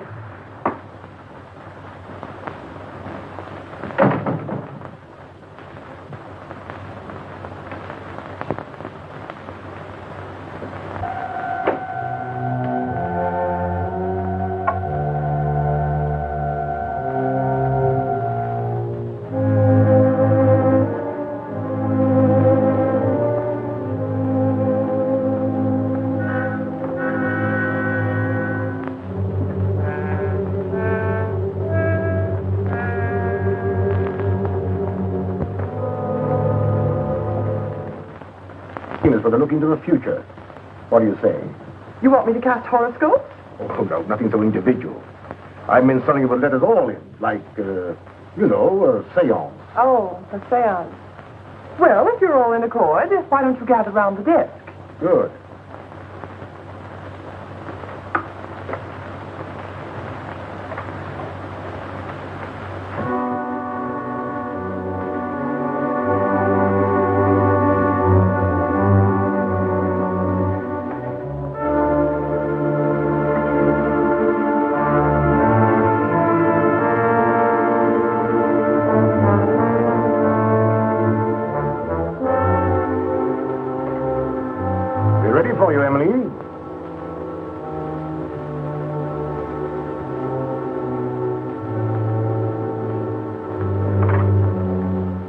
Emily, you'll want the lights out. It was better, of course. I'll attend to that.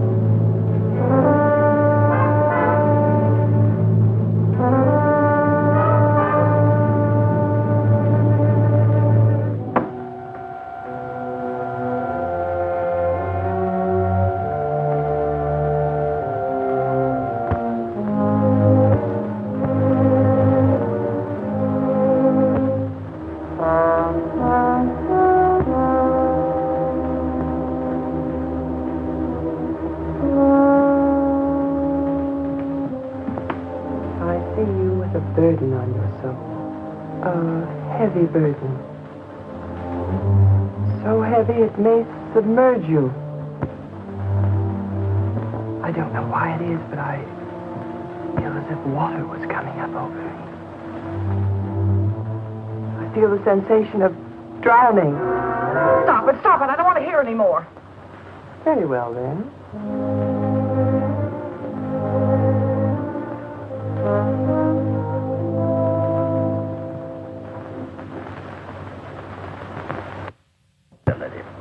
It's strange, but I can't seem to reach you. You seem to bar the way. No. Bars are in the way. We'll skip me for the moment. And for yourself, what do you see? Myself? It's very difficult to see for myself. But I feel about to be elevated. Oh! Stop it! Stop it! Oh! Somebody turn on the light. I will.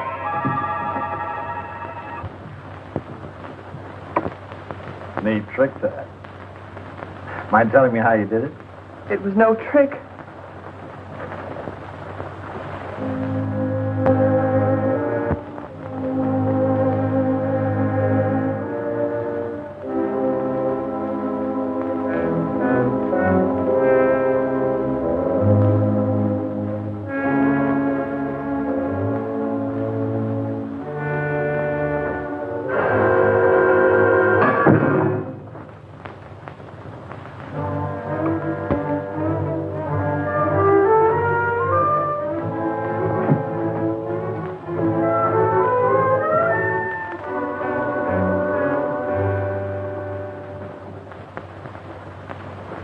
Where are you going? I have an idea. What about? Gail's key. Oh.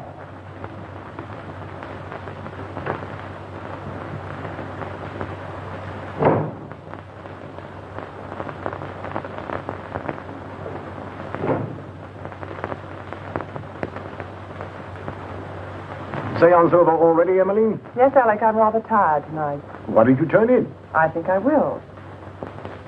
I wonder if you'd get me a book, Alec. I'm tired, but not sleepy. I thought perhaps you might pick out something from Leo's shelf over there. Don't you think you better select your own reading material, Emmeline? You have such a good mind. Oh.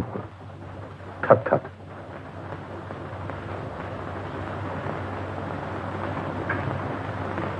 Would you be looking for any book in particular, Alec? For Emmeline? Something light, of course. Oh, yes.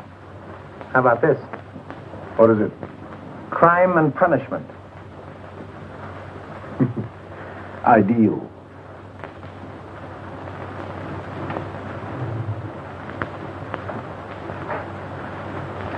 Thank you, Alec. Say, it's getting late. Time we were all turning in. How about it, John? Ready to call it a night? We are. I might as well. Ready, Emily?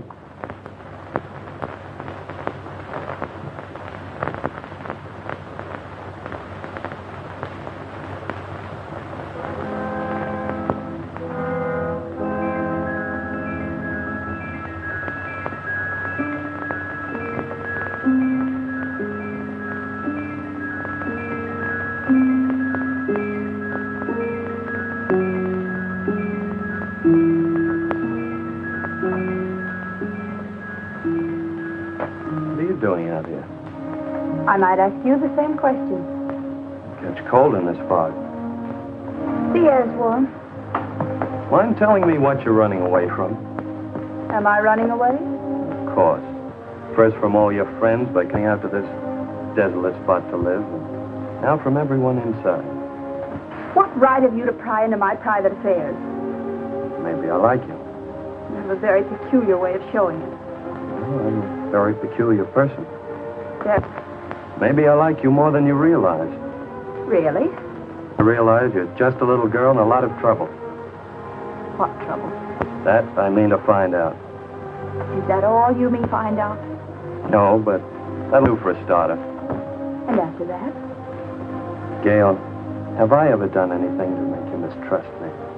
You came out here with the others, didn't you? Obviously. Why? To see you.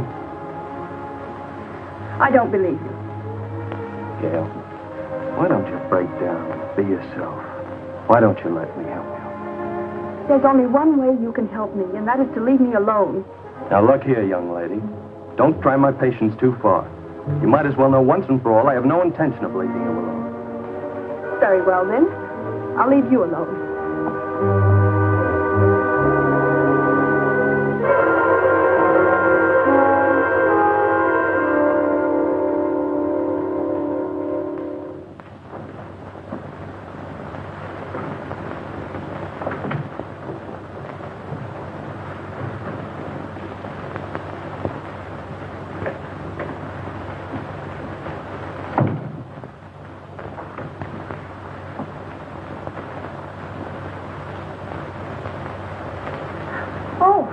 I came in to borrow some cleansing cream. Why, of course.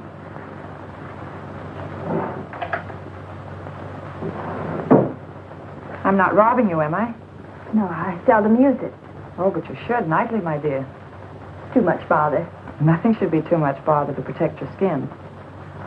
In this climate, one doesn't need to take the trouble. But if you don't take the trouble to preserve your skin now while it's healthy, you'll regret it. I'll chance that. Already it shows the signs of neglect. Ma? What an interesting room. Your mother didn't decorate it. These things were here when Leo bought the place. Leo bought it. I thought Karma bought it for him. Leo bought it in car.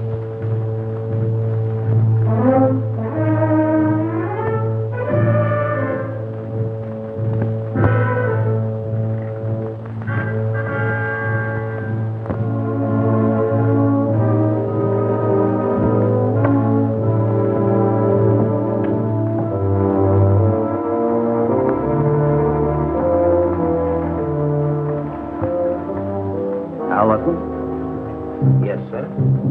Just tidying up a bit, sir. As a butler? Or as an escaped lifer, Al Jenks? That's a lie. What, that you're an escaped lifer?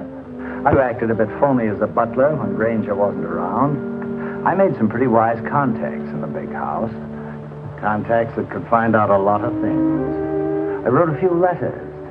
I had some answers, came over with the mail for the guests tonight. Like this one. Hello, Doc. It's cooking. The eel you described with the scar across his left palm. Recently, Al Jenks, the lifer who crashed out of here about a month ago. I thought you ought to know because...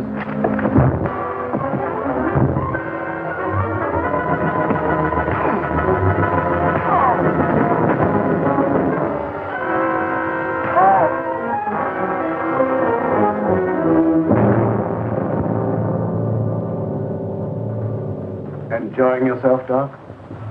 Yes. I was just looking for you, Leo. Indeed. Guests seem a bit ill at ease. That's a pity. I've given them the run of the house. What more could they have me do? Give them enough rope, eh, Leo? Something like that. They're all wondering what you've got up your sleeve. Including you, Doc. Have you forgotten, Leo? I know what you've got in mind for them. Have you forgotten that time in Stir when I showed you how they framed the two of us and you blew your top? And that day when you learned your wife had been murdered. The day you really went stir crazy. Have you forgotten what you said to me that day? Under the circumstances, no one could hold me accountable for what I said. Couldn't they? And especially if what you said came to pass. What'd I say, Doc? Plenty. And if it took your last dollar. That's just exactly what it did. What, take your last dollar? Oh, that's a good one. That's a fact. However, if you prefer to believe others do that I have a fortune buried here, I can't prevent you. But you said you were looking for me. What for? I thought you might like to know what your guests are doing. I know pretty well what they're doing. After all, there was nothing I could ever tell Karma that was encouraging. All I saw for her was trouble and worry and her tragic end. You ever saw that? Oh, yes, quite clearly. And in detail. I saw her choking her into insensibility. That's a lie. It is? How do you know? She wasn't choked to death. She was stabbed with a knife. Perhaps you know for certain that she wasn't first strangled into unconsciousness. You're making the whole thing up to give the impression you're clairvoyant. Unless you had something to do with her murder. I had less to do with her murder than you had. Why, you fraud, if you dare to... Come in.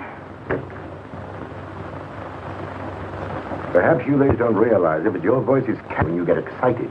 Thank you for stopping us, Alec. And you're keeping this young lady from her rest. You're very considerate, Mr. Richfield. I really would like to go to bed. Of course, I merely thought I might... Come along, Alec. It was your idea to leave Gail alone.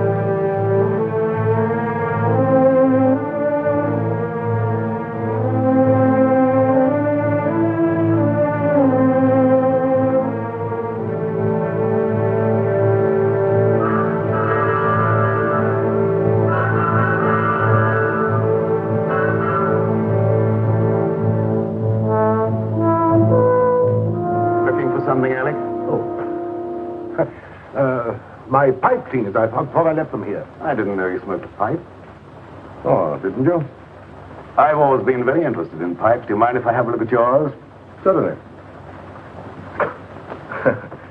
I must have left it in my room. Purposely. Have a cigar. Thanks.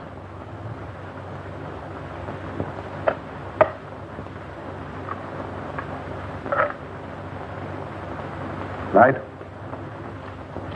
Thanks.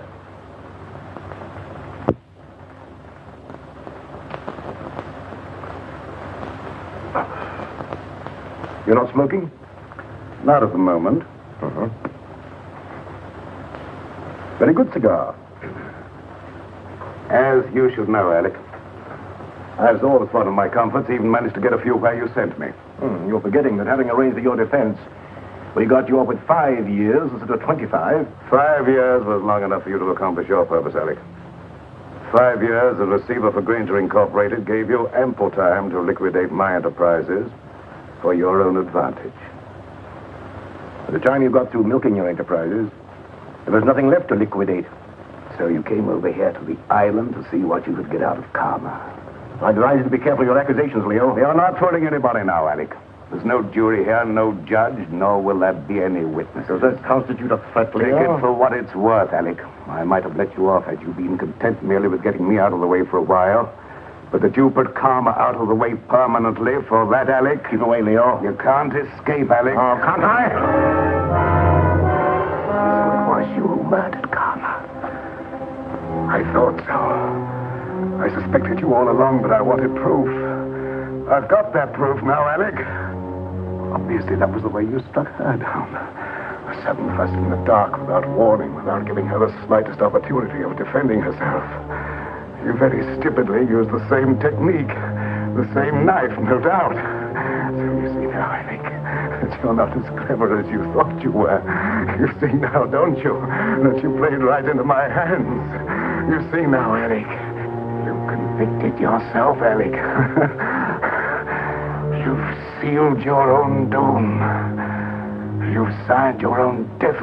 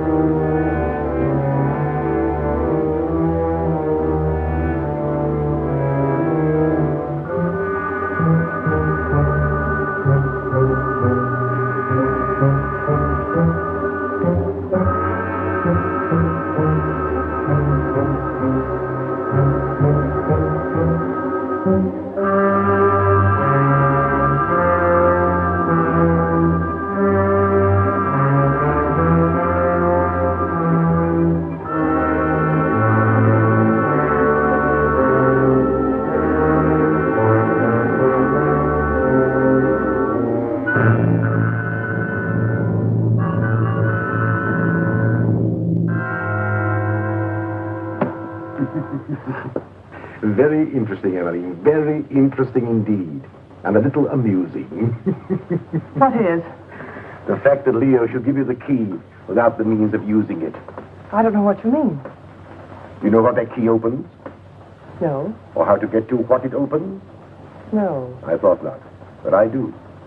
So it seems to me it might be wise for us, you and I, to pool our resources, shall I say, and split proceeds.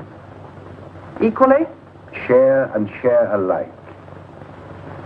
I'll handle the key. As you wish. Follow me.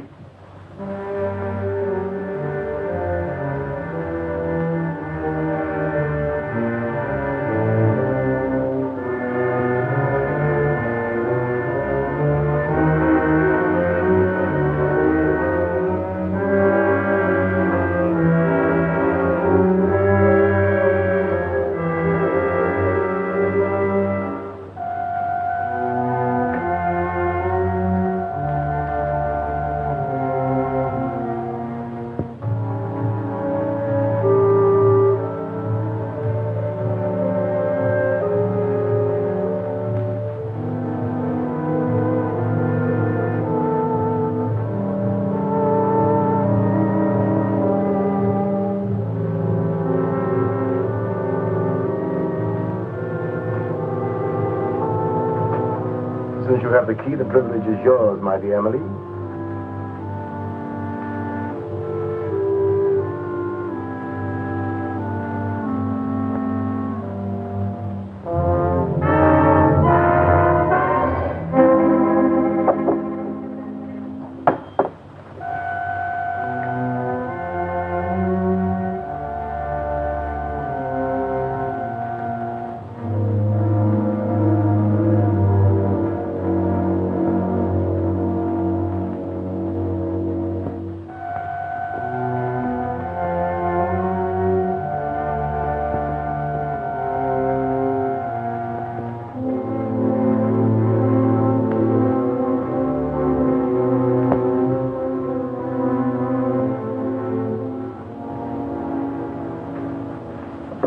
What are you doing here, Kingsley? I was just wondering what you were doing. Oh, I don't think it would do you any good to find out.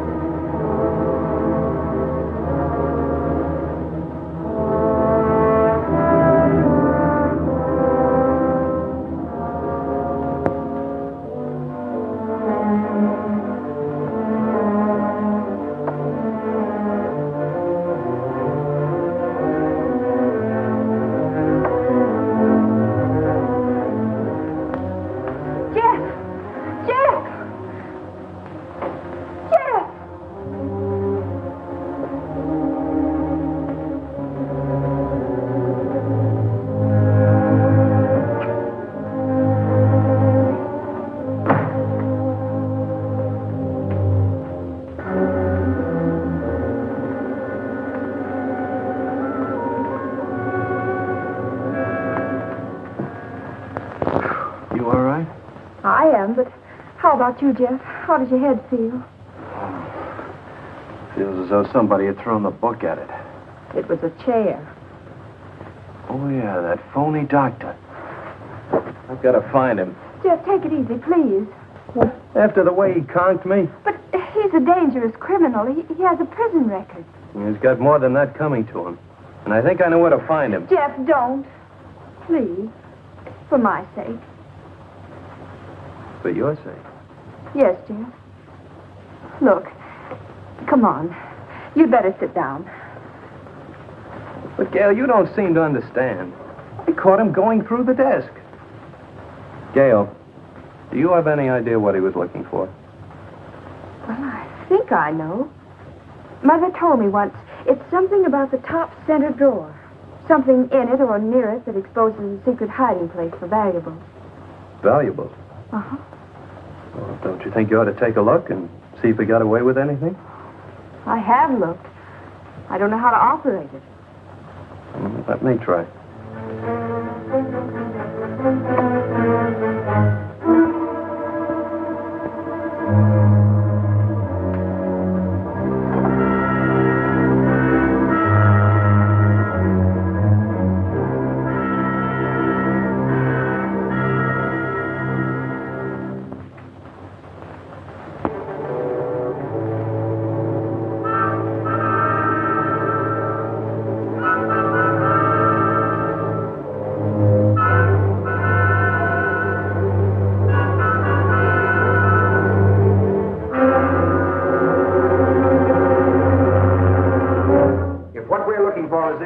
Splitting it 50-50. What makes you think Well, that's very generous of you, John, seeing you think that gun is loaded. Of course it's loaded. I loaded it myself before dinner. You don't think I trust you around me with a loaded gun, do you? You idiot! How did you know I wasn't going to give you his half? Oh, I know you, John. Scout, the clue Leo gave me. You're right, Alec. What we're looking for must be hidden in here. The table. The clue that Leo gave me. This slab here, Yes. John, give me a hand with this paper.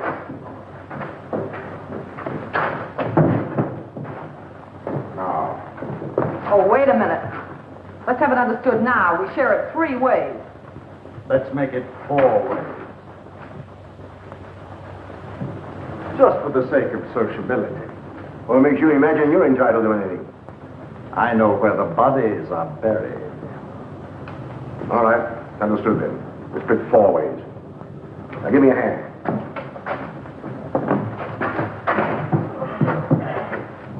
To the box. Wait.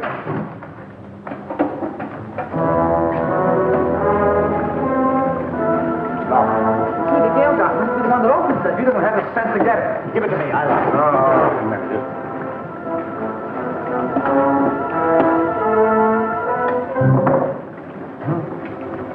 What is it? Read it. Yes, read it. To whom it may concern, this represents all I ever stole from Granger Incorporated. The paper this is written on. Unfortunate investments did the rest. May I suggest you divide it equally among yourselves so that I may feel justice is done. Sincerely, Leo Granger. I don't believe it. I do. It's just like Leo to have the last laugh. John, look! Let's get out of here. There's no door now, huh? Get that chisel, Alec. Here, let me try it.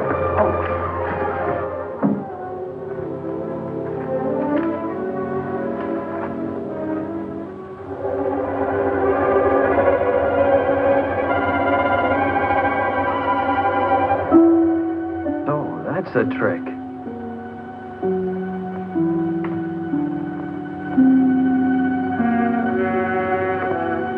Oh, Jeff, look, there. Where? There. Here, you hang on. Now, hold on.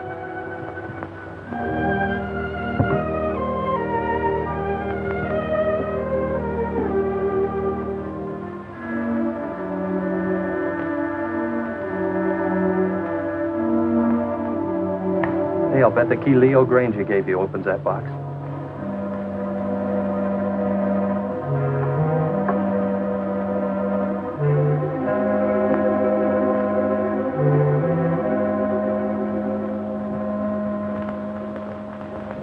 Mother's jewelry. Jeff, wait, listen to this. Gail, darling, this is all that's left of my inheritance. When Leo got into his financial difficulties, I gave him everything else I had to try to save him. But it went with the rest, into unfortunate investments. Please don't blame him too much.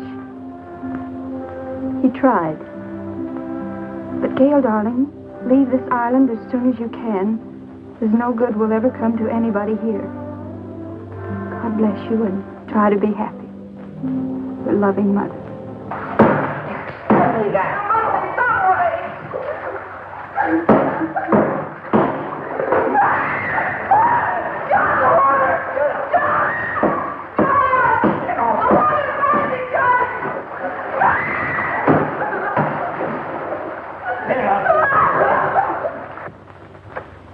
Poor mother.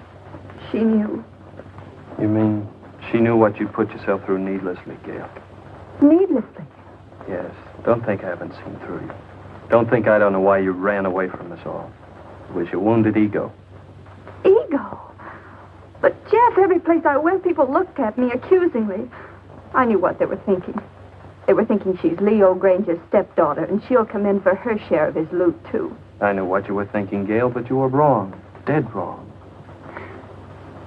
Why, I'll bet you even thought that was the way I felt about you. Of course.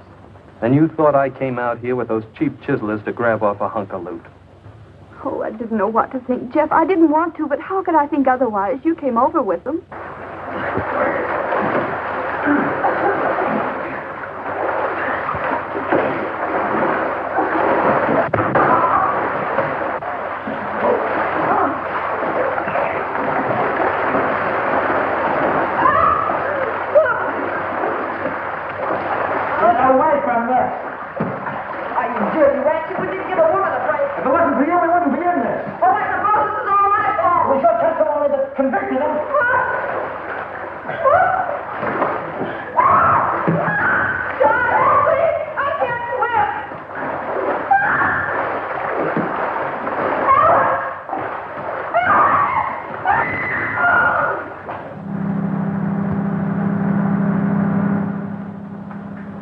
What's that?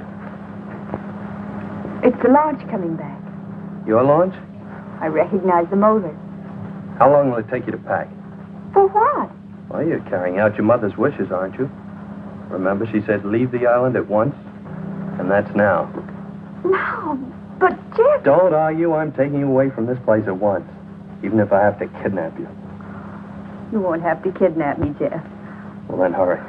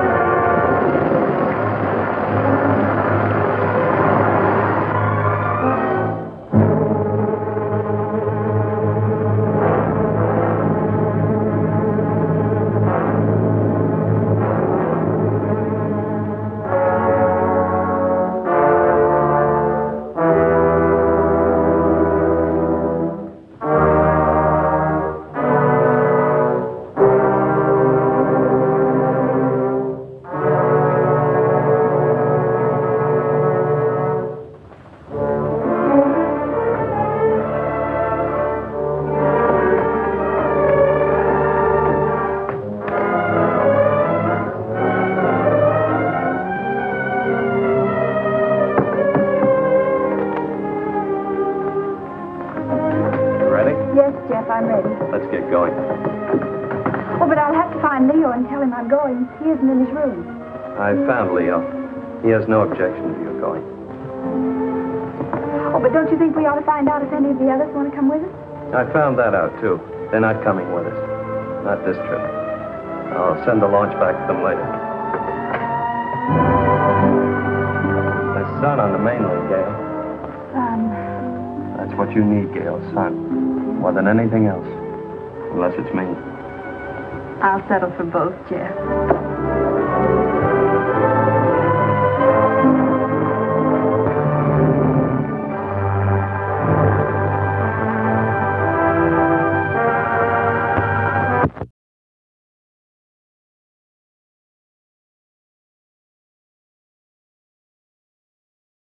Thanks for watching the Baba Ghoulie Show by OTR Halloween Holidays. This is Waddle the Duck saying check out Channel Watchwaddle for some fun cartoons with no static.